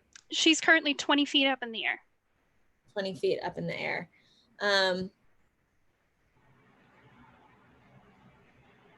Okay, that's all I'm going to do. All right, that was Daisy's turn. It is the Wormling's turn. Leaf. All right. They're gonna follow her. I don't know how far she's traveled from them. But She's still in a 5-foot radius, but she's up 20 feet in the air, as opposed to the 10 that she was before. well, the good news is they can fly. So they'll catch up to her. I think they're gonna try the same thing. I think Wormling number 1 is gonna try slowing breath again. All right. Oh, I don't have to roll a hit. That's a con. Con save. Con save. Let's roll her con save. Okay. It's a very low DC. That is a 12. Yeah, that makes it. Okay. So, and then the other one is going to do acid breath. So that is a dex this time. And a dex. That was almost a 2, and then it fell another way. That's a dirty 20. Okay, well then she's still going to take 9 points of acid damage. Okay. Let's Let's take a little do those acid 9 damage. points. All right, you can see that she's actually kind of looking pretty damaged. Rufus, Leaf, since you're the one looking at her, can you make a perception check? I sure can. Which die? Out of your turn, but I want you to do this now since you're controlling the wormlings. Ooh, yeah, that'll be a 23. Yeah, you notice that the mind spike that Rufus had cast, you saw those golden looking spikes go into the horse skull, and from here she gets hit by that acid blast, and she has to move out of the way, and she ducks her head a little bit, and you see holes in the skull where that mind spike happened. It's actually affecting her physical form. And you see when the acid hit her, it was just a little bit, but there are holes from the acid in her cloak. Can I yell? Yeah, you can if you'd like. Leaf's just gonna point and go, "There's holes in her!" But in his voice. I don't know why I didn't do his voice just now. Okay. All right. It is Neve's turn. Everyone who's in that corner, so that's everyone but Rowena. Rowena, you feel that heavy, like an anxiety blanket, a thunder blanket, lift from you. But everyone else who's clustered in this corner, you feel it lay over the top of you. You feel this pressure, this darkness. It's mental. It's not an actual physical darkness, but you feel it heavy on your shoulders, like a mental burden. She is going to fly around to the other side of this ball, of this ray of light. She is standing now on the ground. She flies down so that she's standing. She can see all of you in the corner at an angle, and she can see you, Rowena, as well. Rowena, you see one of her 4 hands point a skeletal finger at you with a 17 to hit, which I don't think it does. That will hit. No, Oh, it will hit. It will hit. Okay.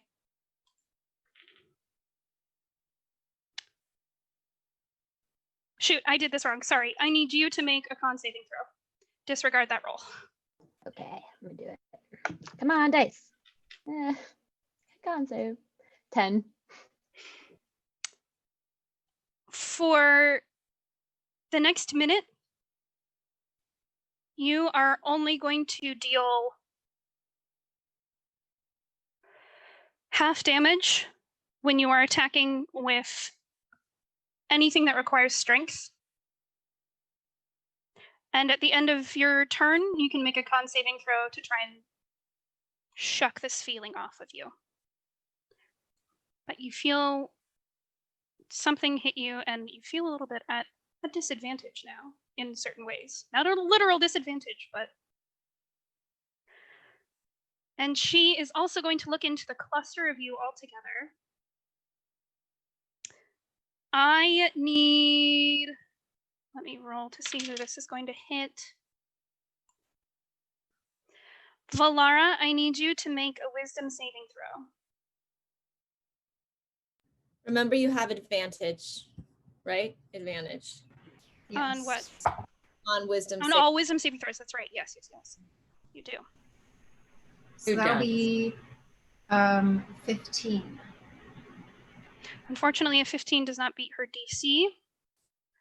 She says something, you can't see what, and you see the eye that has the arrow in it. I'm gonna flash of genius her. Okay. Make that a 20. All right. Never mind then. Yeah, really owe you one. She does not do that instead. I see what's going on, and I push her out of the way. Or something like that. Okay, yeah, you lend her a little bit of your willpower. Okay. All right, she curses. She says something in a language that I don't think any of you speak.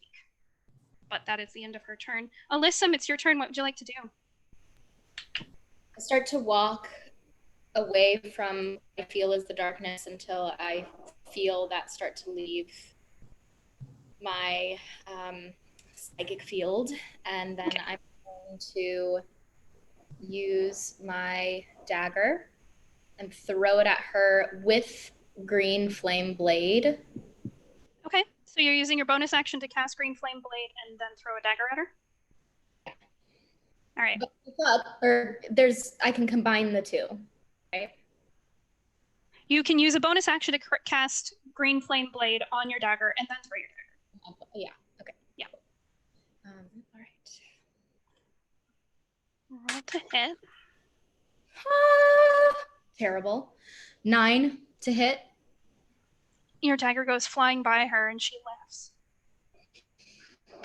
All right. Well, that's all I got this round. All right.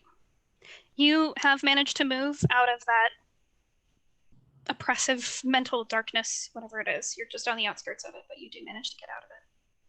Valara, it's your turn. What would you like to do? So first I'd like to move out of the away from the group and try to get out of the mental dark heaviness. Which way are you going? Back to the right. Okay, so you're all still on that far wall, just going back and forth? Well, where is she? Is she behind the column now of the red? She's behind that red light, yeah. Okay, then maybe what I'll do is I'll move forward. I'll stay on the left, or at least it's my left, and move forward so I can see her. I don't want to get closer than like 25 feet to her. Well, you're already about a little more than 20 feet. All right. Yeah. Then I move a little bit that way. And then hang on, how far are you moving? You're still moving towards her? How far are you moving? Because this thing is an area effect. So if this is the oh, you can't see. So if this is the fuck. All right, if imagine an iPhone. If the iPhone is the rectangle and I'm in the bottom left corner of the iPhone. You would be in the bottom right corner. Oh, I'm in the bottom right corner. Okay, then I would like to move up 1/3 the height of the iPhone. Okay. You 1/3. third of the iPhone, you would still feel that darkness. That Okay. heaviness. Then I move up until I don't feel it. Okay. Where does that you leave me? are about 10 feet away from her at an angle then. Okay. All right, so I'm there. I cast Bardic Inspiration on Daisy as a thank you for her flash of genius. So Daisy, you now have 1d8. And then I'm going to cast Chromatic Orb. So that's going to be to hit. That'll be 26 to hit.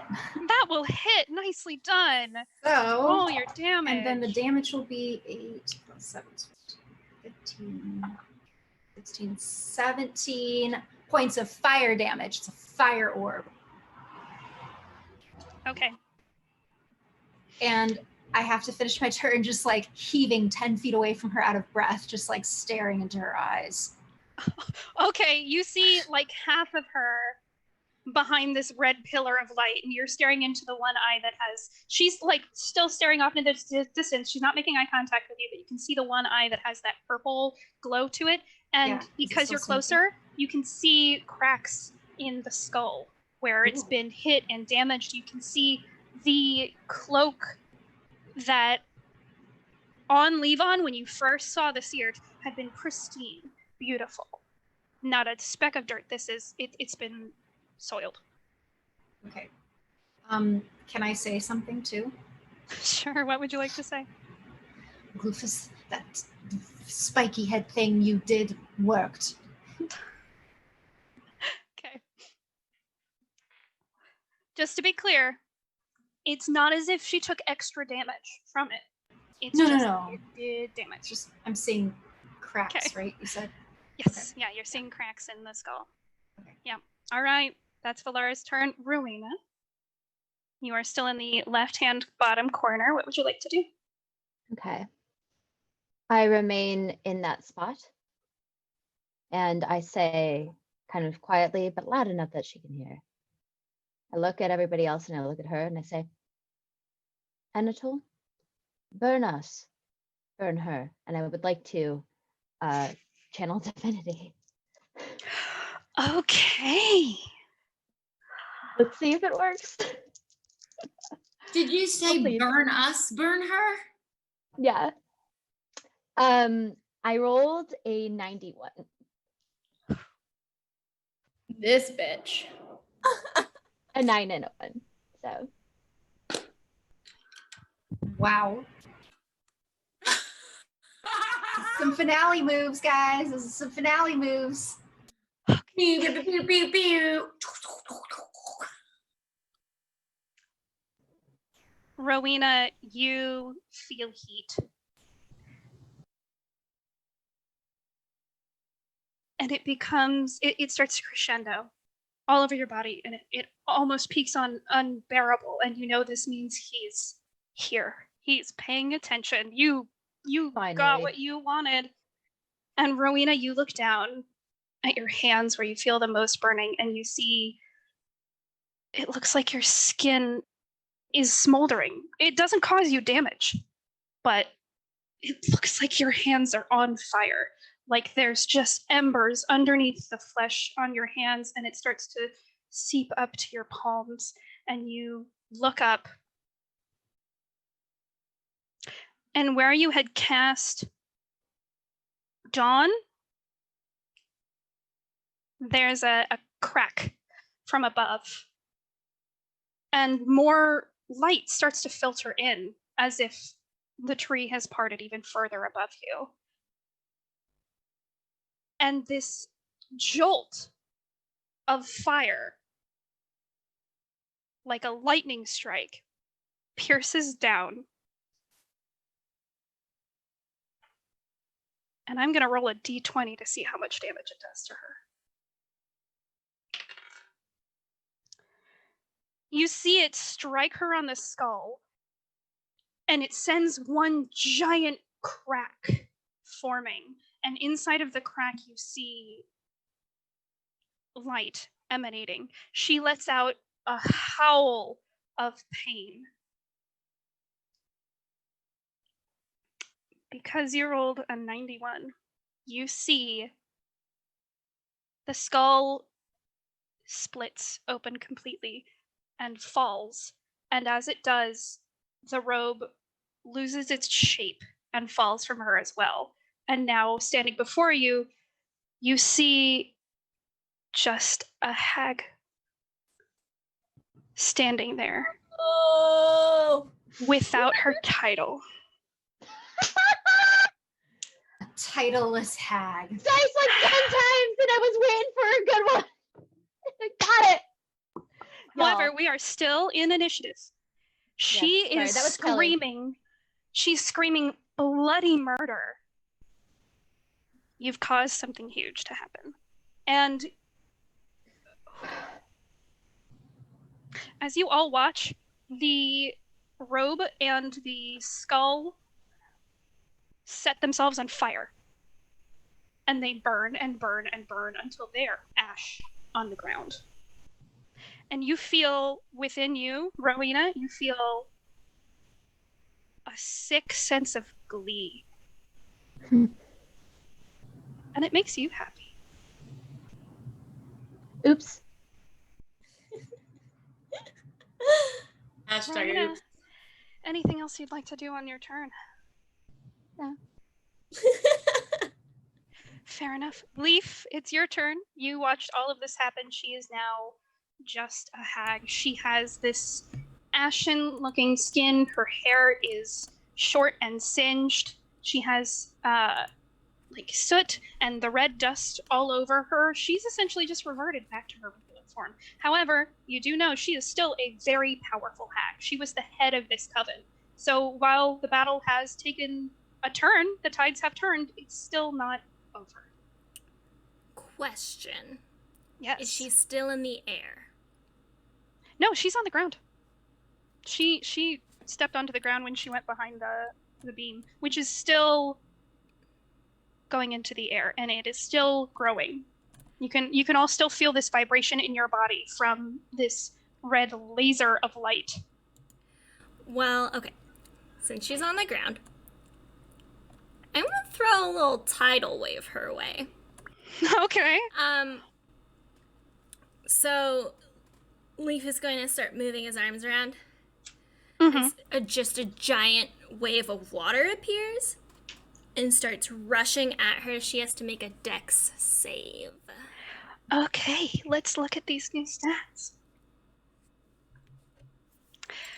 You send this water from out of nowhere. It's like you're pulling the moisture from the rock itself around you, and it is dirty, disgusting water, and it's foul smelling. It's like stagnant, fetid water. You can all smell it. It just assaults your nostrils. Her dex roll was a dirty 20. Okay. But she does take half, right? Mm-hmm. All right, She's she's gonna going to take take half half. of this damage. That's 4.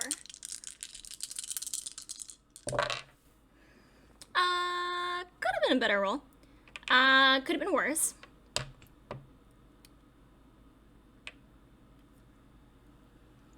$16, so she's gonna take half. So she's gonna take 8 points of bludgeoning damage. All right. You see this wave of dirty water roll over her, and it buffets her from side to side and then disappears into the other side of the room, crashing into the wall and then dissipating into the earth. She's still howling, as if she's still in pain. Anything else you'd like to do on your turn? No, because my only bonus action is a concentration spell. Well,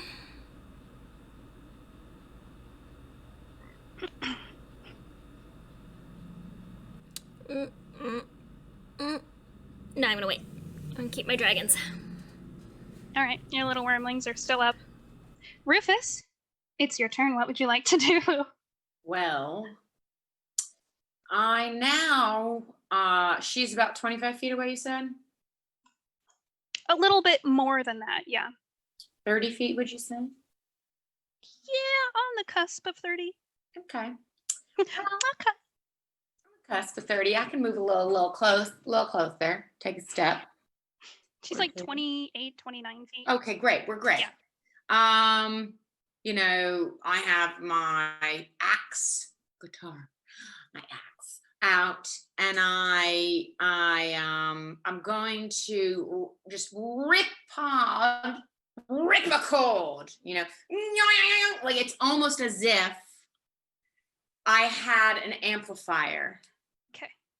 You know, just like, because I'm attuned. And a crackling blue energy lances out towards her, and I am casting Witch Bolt. Okay.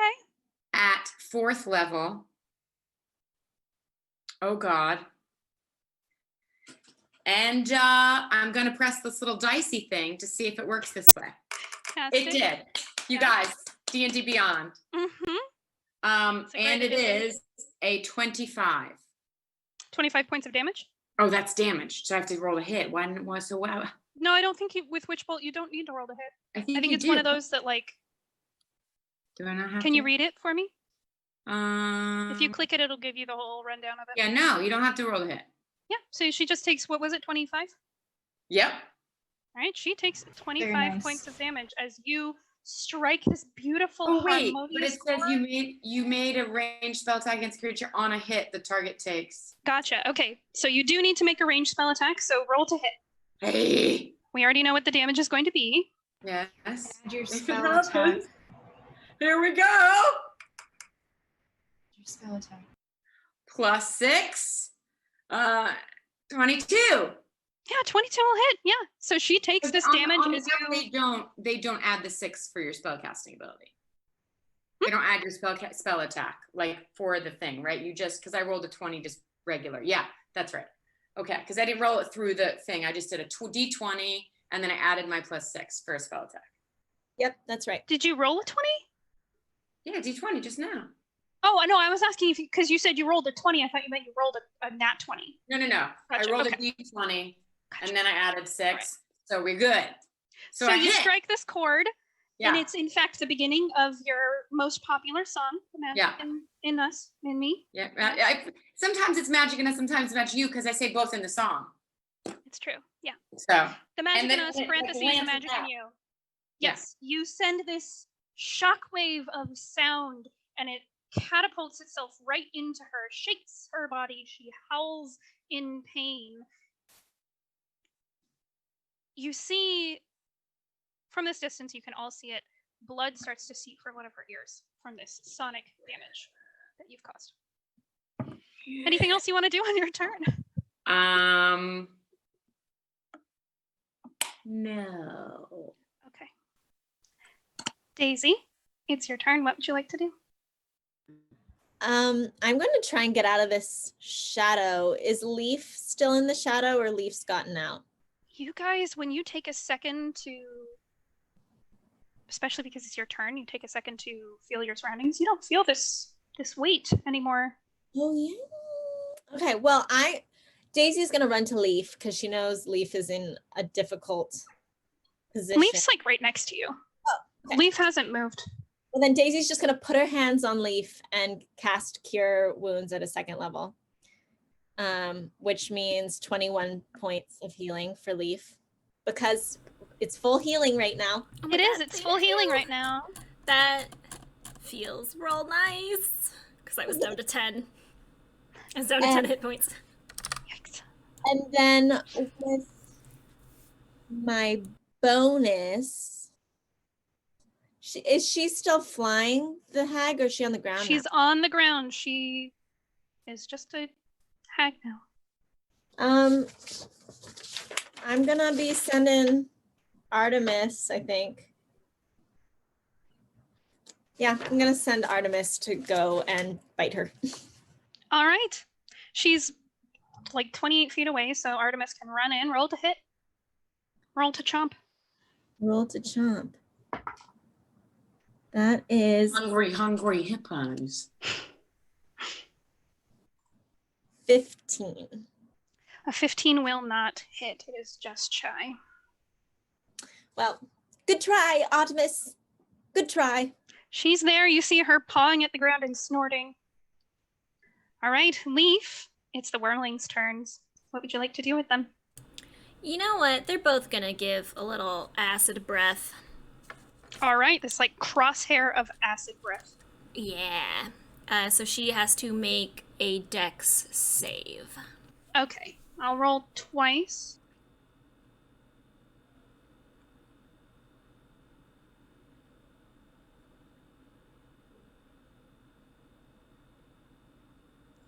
One of them she avoids successfully, one of them she walks right into.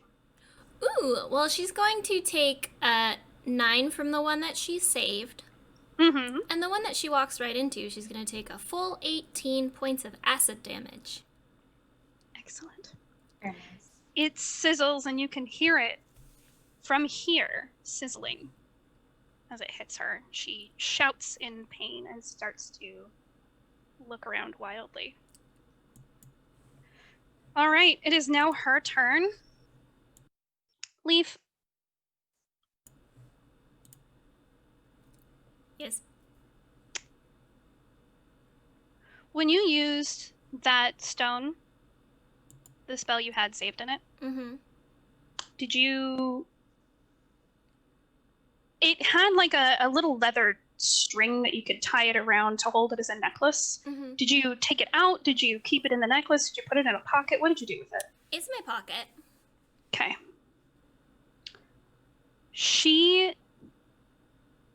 You see a look of vague recognition in her eyes? Because you had used it, you have to be holding it out to cast the spell, but you put it back in your pocket. She still knows that you have it. So this hag is going to use all of her speed to run at you. And I need you to make a contested strength check as she dives her hands into your pockets. Ah, that's looking for invasive. something. That's so invasive. You think we're girls? That's so invasive. A strength check, you say? It is a contested strength check. So she rolled one as well. I just need to see if she succeeds. Okay, I'm going to try and add my bardic inspiration to this one.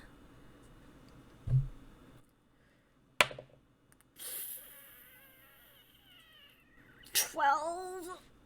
I'm going to Flash of Genius her too to make that a 17. Okay. How many more Flash of Geniuses do you have, just so I know? 5 total, and I've used 3. Okay, cool.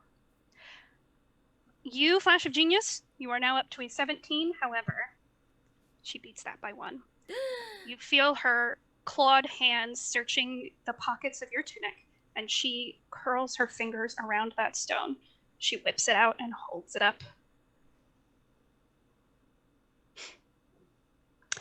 Just for an added effect, she will bring up her other hand and claw you in the face.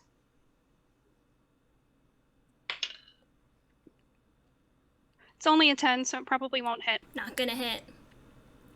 But you see her begin to back up, holding that stone in the air. Okay. She looks, no pun intended, haggard. Like... It looks like being the Seert took a lot out of her. Like it was a lot of power that perhaps her physical form was struggling to handle. She looks withered. You can see the bones in her face are very prominent, like she's lost a lot of the moisture under her skin. She's now about 5 feet away from you. She's still fairly close. She can't back up much faster, but that's all she's going to do on her turn. Alyssum, it's your turn. What would you like to do? Yeah, may I ask a quick reaction question? Yeah? Do I know what that stone is? You wouldn't. Well, roll a history check. Rowena's been around a long time. There's a chance she might have come across something like this.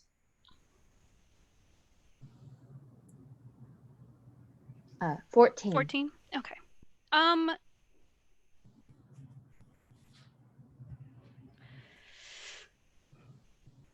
No, with a 14, you get the sense that it's something that's important to her. Maybe a personal item, but you don't know what it is. Just a black stone. And I Alyssa? just kind of look at Leaf. I look at Leaf very curiously. Yeah. All right. Well, now I'm suspicious of Rowena. Sounds like she's gonna attack us Why? because of what she said. She said attack them. What? She didn't. No, she didn't say attack them. You said shine light on us or something? It was, yeah, Okay. Burn us. yeah. It was semi-self-sacrificing as well. It wasn't a attack them kind of thing. She's still your ally. Okay. Fair to have your suspicions, however. Okay, I'm going to shoot my crossbow at Neve Okay. with a 24 to hit. A 24 will hit. Do your damage.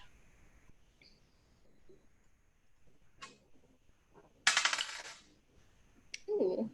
9 points of damage. You do 9 points of damage.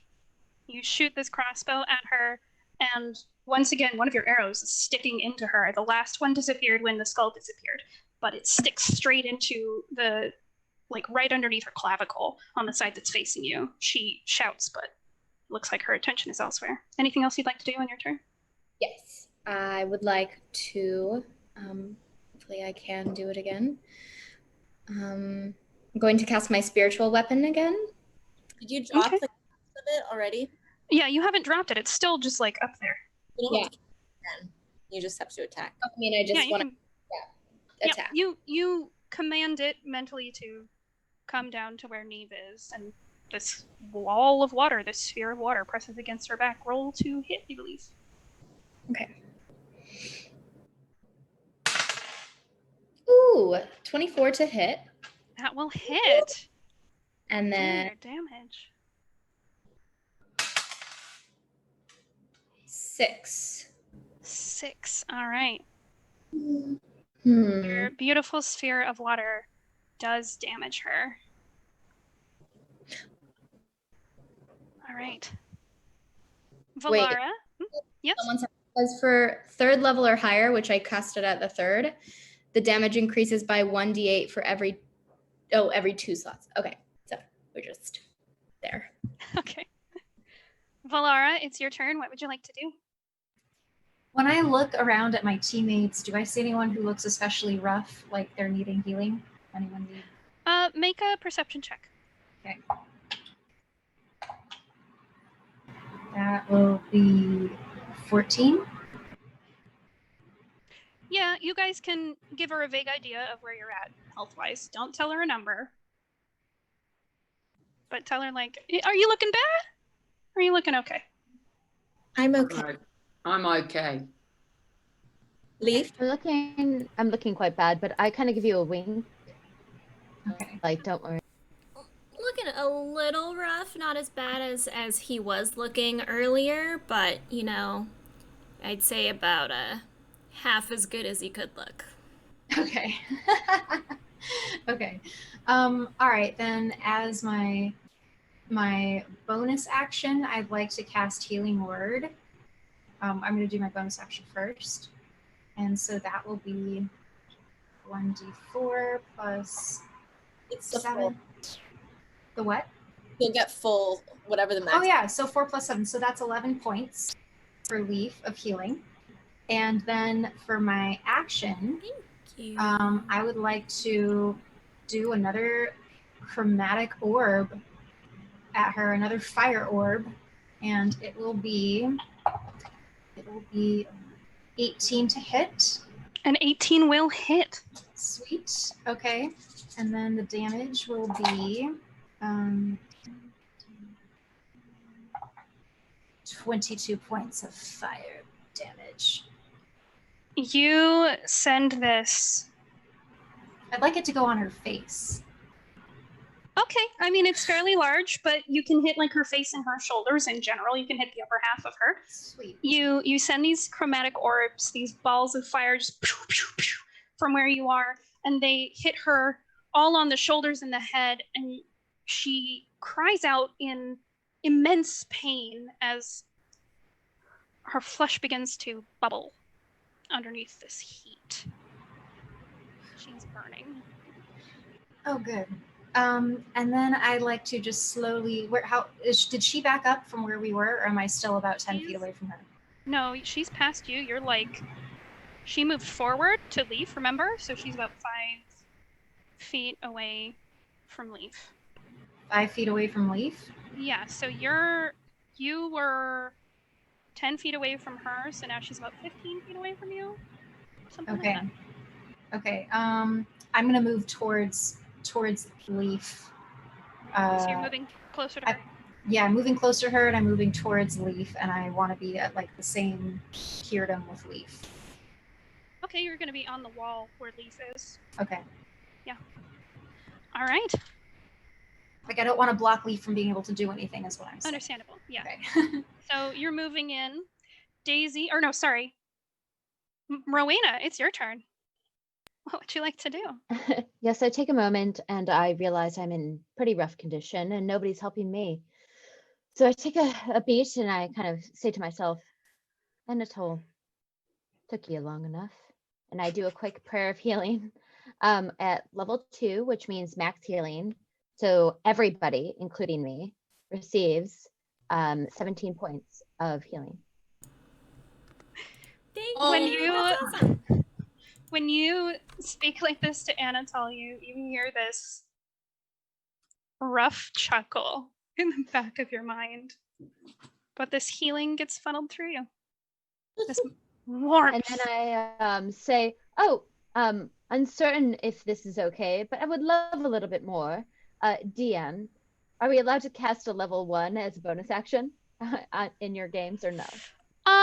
Normally no. What are you trying to cast?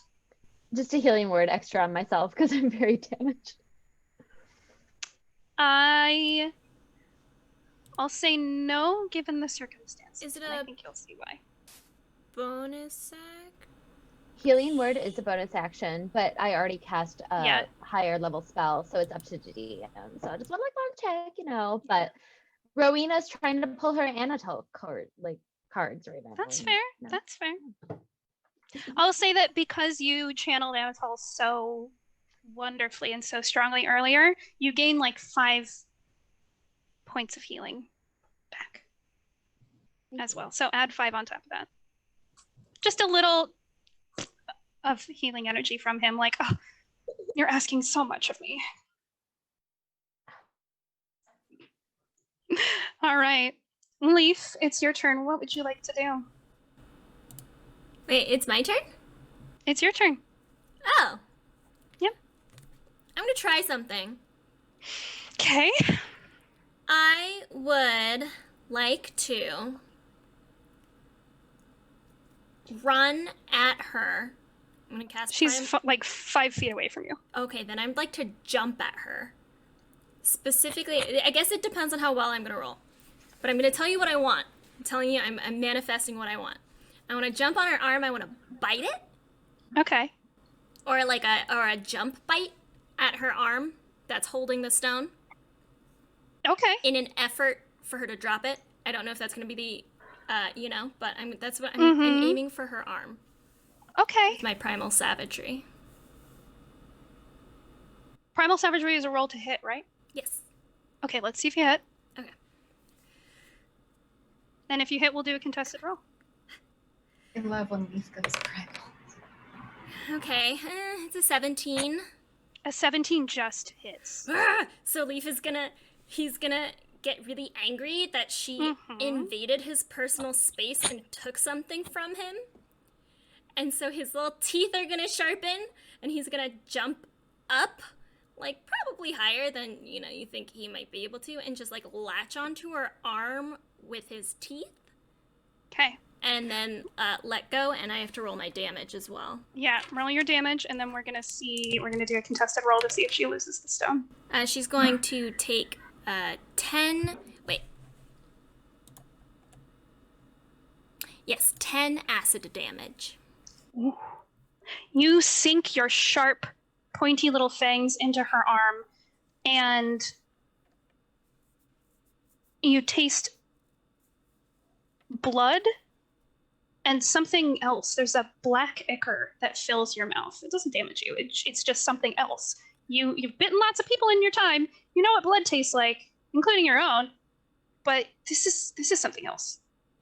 And you let go. Let's make a contested strength save.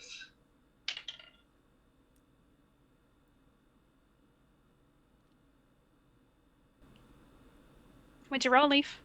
Oh, I forgot that. I thought it was against my attack roll. I rolled a natural 20.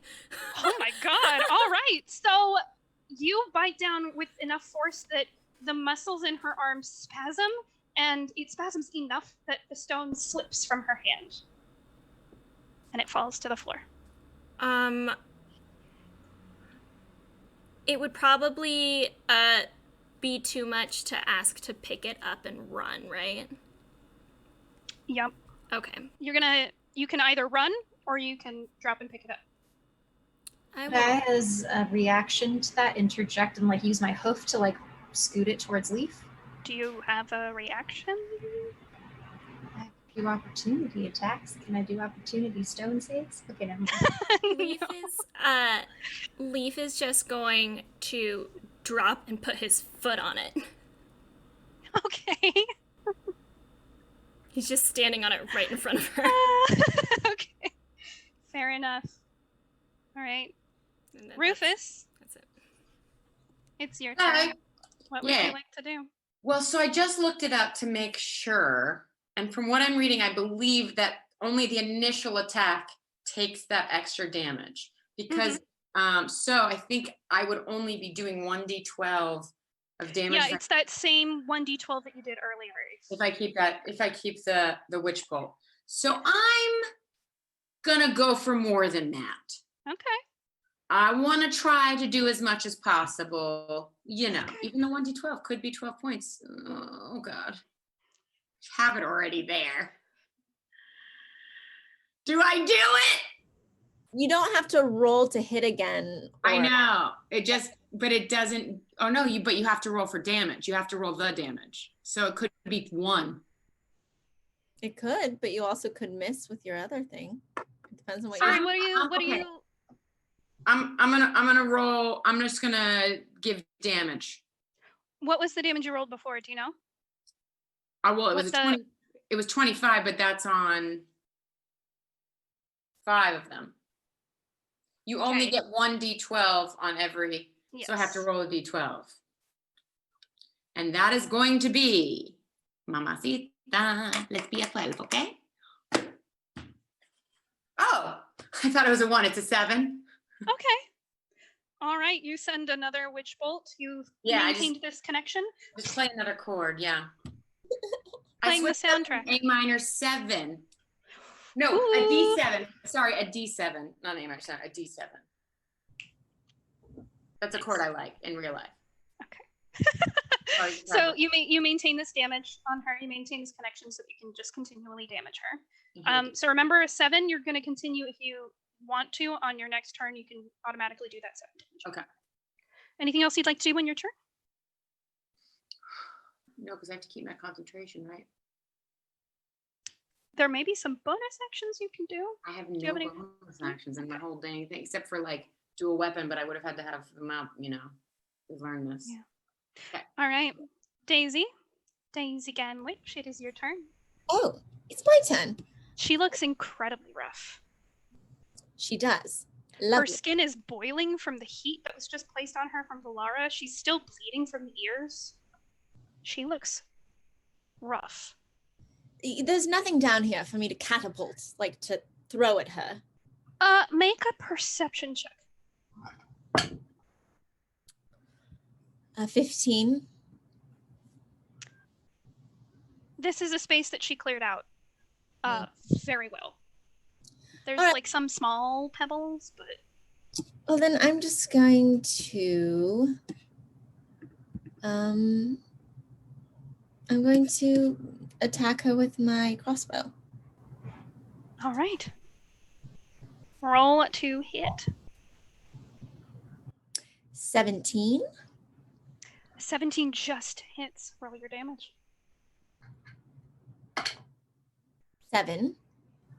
You do 7 points with your crossbow. Another bolt goes flying and it sticks into. There's not a lot of meat on her. She's wearing just a baggy brown. It might have been a dress at one point. And you see it stick into her, and perhaps because she is mostly skin and bone now, it looks like it hurts her immensely, and it sticks there. The barb is stuck underneath her skin, what's left of it, and she screams. I'm going to shoot her again. Go for it. Ooh, that's a 23. That will hit. Do your damage. 5. 5 points. You shoot her again, bolstered by the first hit. Go up a little bit. You shoot her right in the rib cage. Again, she howls in pain, and it's this almost pitiful wail. And there's a split second where you almost feel bad for her, because underneath this all, there is a being somewhere. Well, I'm going to send Artemis on her again. All right, roll to hit with Artemis. Right.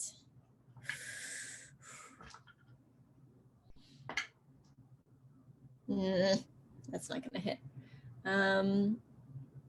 7. Artemis comes running in, a little too enthusiastic. She slides to a stop and tries to headbutt, but she slides too far. She does not hit. All right. Leaf, you still have your wormlings up.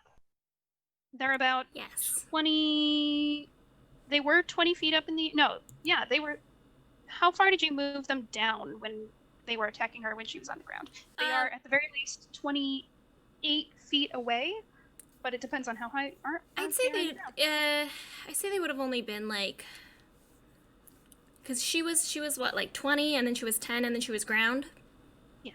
Then I think they probably would have stayed at, like, 15. Okay. So I'm going to have them fly over towards Leaf, and they're just gonna sort of be behind him, facing her. Mm-hmm. And one is going to again try slowing breath, so she has to make a con save. Okay, let's see what that con is. 16. Yeah, she makes it. And then the other one is going to acid breath her. And that's a dex. That's a dex. That is a 12. Ah! Okay, she's still going to take 9 points of acid damage, though. Okay. One of them roars next to you, attempting to do something. It unfortunately fails. The other one, you hear this sound as it retches and sends this acid towards her. Gross. And you can kind of smell it. It's kind of nasty, but it hits her. And you see, even though she does dodge a little bit out of the way, she still gets hit. It's singeing now just her brown robe or dress or whatever it was. It's so caked with dirt and patched and ancient. You can't quite tell what it was before. Gross, but good job.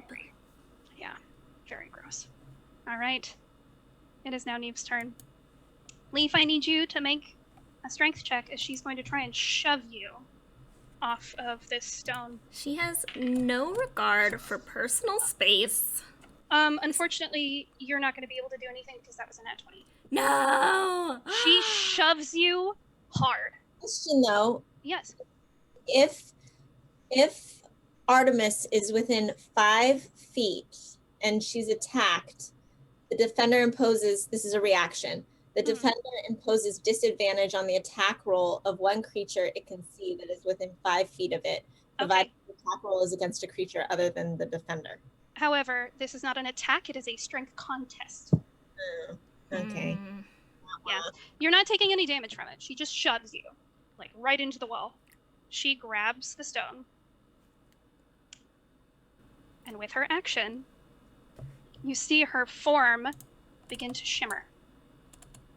She holds this stone high. Damn it. And you see her image begin to fade as she does something with this stone and fades from this plane. No. How? Where did she go? Probably someone's dream. What? It's what it does. You go to people's dreams. Do you know that? Yeah. Right, that How was do you the know one that? that's the stone that I was attuned to. You have the ability to go into dreams. However, this stone can do many things. Oh. Well, I'm guessing based on what I know about the stone. Is she gone for sure, or is she gone? Was she invisible? I don't know, I just know the dream thing. And also I did something else. Or wait, I have a question. Do I have 2 stones, or do I just have that extra thing in the 1 stone? The extra thing was when you leveled up, these magical items leveled up with you. Okay, so it's same just stone. the 1 stone. Yeah. You no longer have access to those spells. Nope, I sure don't.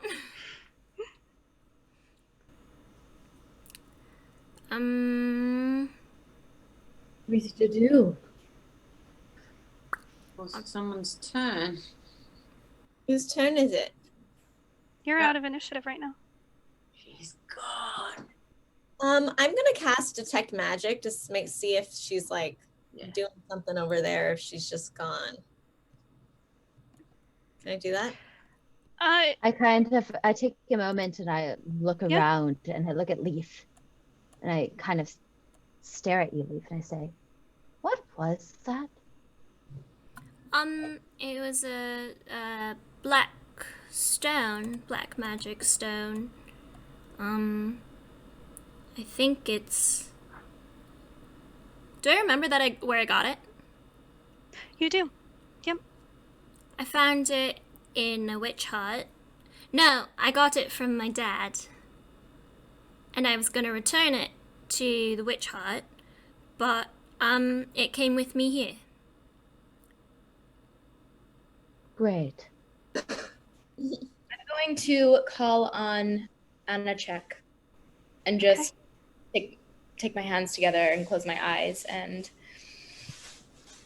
say, Anachek, Akra, if you're listening or if you can hear me,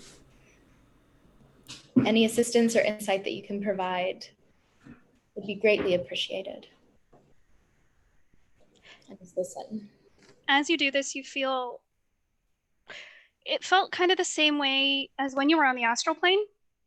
You feel like just a little removed from your body. You're not out of your body, you just feel a little removed. Like you've gone 1 room away. And you can't really feel a connection with your goddess. And she had warned you about this. The further you go into essentially Avernus, the further away you are from her domain, but you do feel another presence. And you see walls of clouds swirling around you. It's nice and bright. Very strange. And you see a figure coming out of the clouds. Vaguely humanoid. Very long elven ears. Bright eyes. Features that are almost a little exaggerated. With this grin from ear to ear.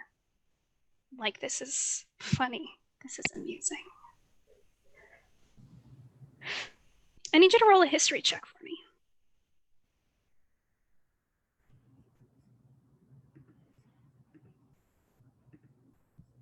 And I'll let you do this with advantage because this is something that has been brought on by your god.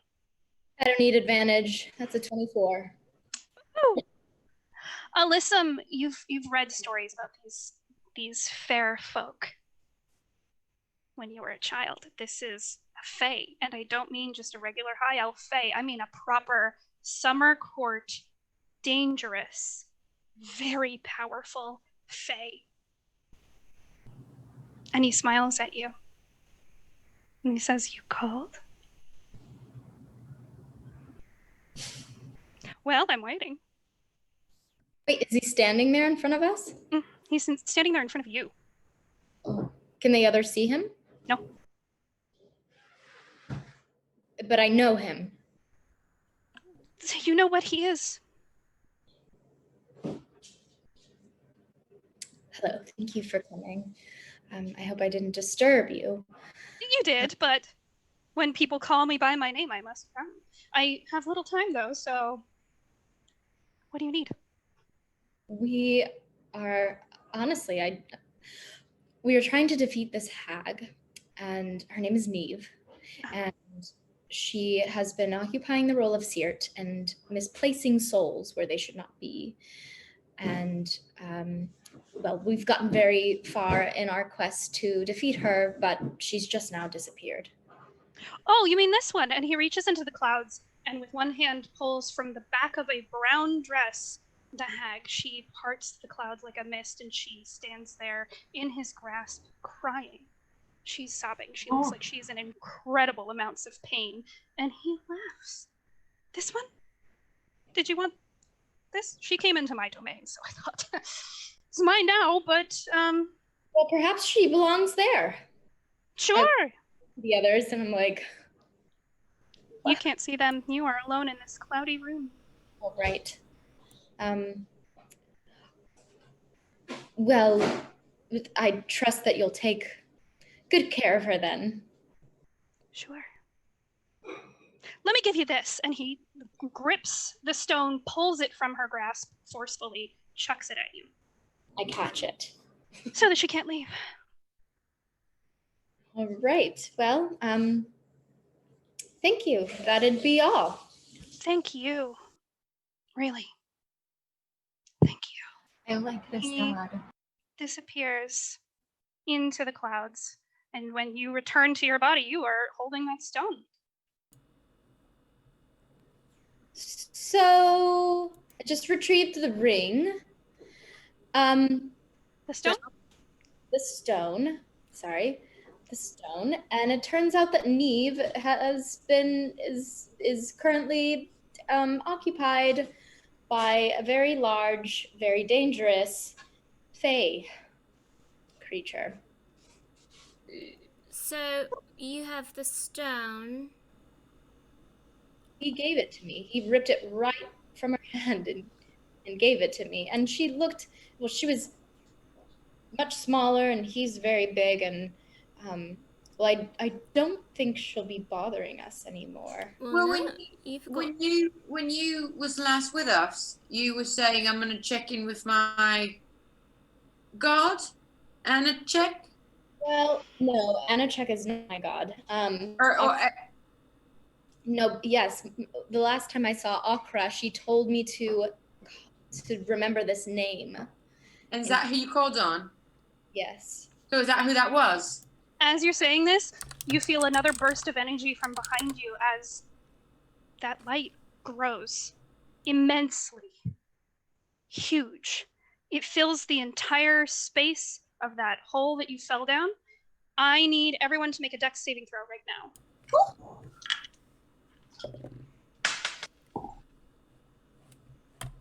12. 11. 13. I'm going to 16. flash a genius myself and make that an 18. I'm going to use lucky. Or does it not? Do we still have that thing that you gave us, Kim? No. Really? You said dex saving throw. Mm-hmm. This is really annoying. It's so small. Oh, geez. 11. You all feel a vacuum begin to form and air sucking, pulling you in against your will towards this red beam of light. You go 5 feet, then 10 feet, until you are almost at this light. However, Rowena, you feel heat burning on your feet, and you begin to slow until you are stopped. Your body is angled. You're in pain because you're being pulled hard towards this light, but something or someone is keeping you where you are. Everyone else, however, you cannot stop yourselves. You slide right into this red beam of light, and you travel through it, up and up and up. And in seconds, you see that you are above the tree. You see the entirety of the wastes. You see dark clouds above you. You go through them, and you see darkness. And then you take a cold breath, and you open your eyes, and you see that snow is falling in a winter night. And that's the finale of GGG Afterlife. Join us for the second season, which is going to be called Girl Scouts Glory Risen. All right! Yeah, that's a surprise. We're doing 10 more. We're going to have the second season. Thank you, Wishes of the Coast, for giving us another season. So we're going to, we might take a little break, but I think we're going to try and keep some content 10 a.m. PST on Wednesdays, just continuing, hopefully, until we can get this new season where we pick up right where we left off. Dates to be determined. Yes, we will let you know. So everyone be sure to follow us on Twitter at Girls Guts Glory, on Instagram at Girls Guts Glory, Girls Guts Glory on Facebook. We are there, and check out our website, girlsgutsgloryrpg.com. We're trying any moment now, maybe by now, who knows, we'll have some merch up there, maybe. But thank you so much for tuning in for this season. Thanks to Wizards of the Coast for sponsoring us.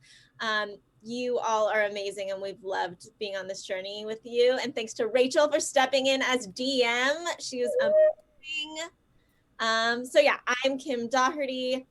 You can find me at Kim Doherty _ Erica. I'm Erica Fermina. You can find me everywhere across all social media at @AStylePixie. You can find me streaming on my personal Twitch channel Monday through Thursday, 3 p.m. Pacific. You can also find me Friday mornings on Aether's Walkway on Tales from the Grim. You can also find me last Saturday of every month playing Occultation with Rachel on Voidcat Gaming's channel. And I think that's everywhere? Thanks. I'm Alice Gretchen. You can find me at Alice Gretchen on Instagram or at Alice Food on Twitter. And yeah, that's just where you can find me right now. I'm Kellen Coleman. You can find me at Kellen Coleman. When I sneak onto our little games on Wednesdays, my name is Dranishka. And you can find me at those handles, and then go watch all of us and all of our TV shows and movies by going to IMDb, because that's where you could see me. Allie? I'm Allie Gonino. You can find me at go_NINO on all the things. And thank you, Kelly Lynn D'Angelo, for guesting on this episode. Yay! Kelly, where can we find you? Oh, yeah, at Eurowizard Kelly. Sorry, I hope you can hear me. I had to take my headphones off. Find me online. I'm very active on Twitter. Also, just watch like Tick and Seek, Mau Mau, My Little Pony, all the shows that I write on, please. There's a lot more to come, but I can't say more than that. Oops, did I say too much? I don't know. And our DM. Hello, I'm Rachel Seeley, the DM for this season. You can find me at Sunny Seeley everywhere. I also stream usually Monday, Wednesday, Friday at 5:30, and you can find me on Occultation last Saturday of the month with Erica on Voidcat's channel. Thank you guys for joining. Thank you. We love you. Thank you, old and new fans. We'll see you soon.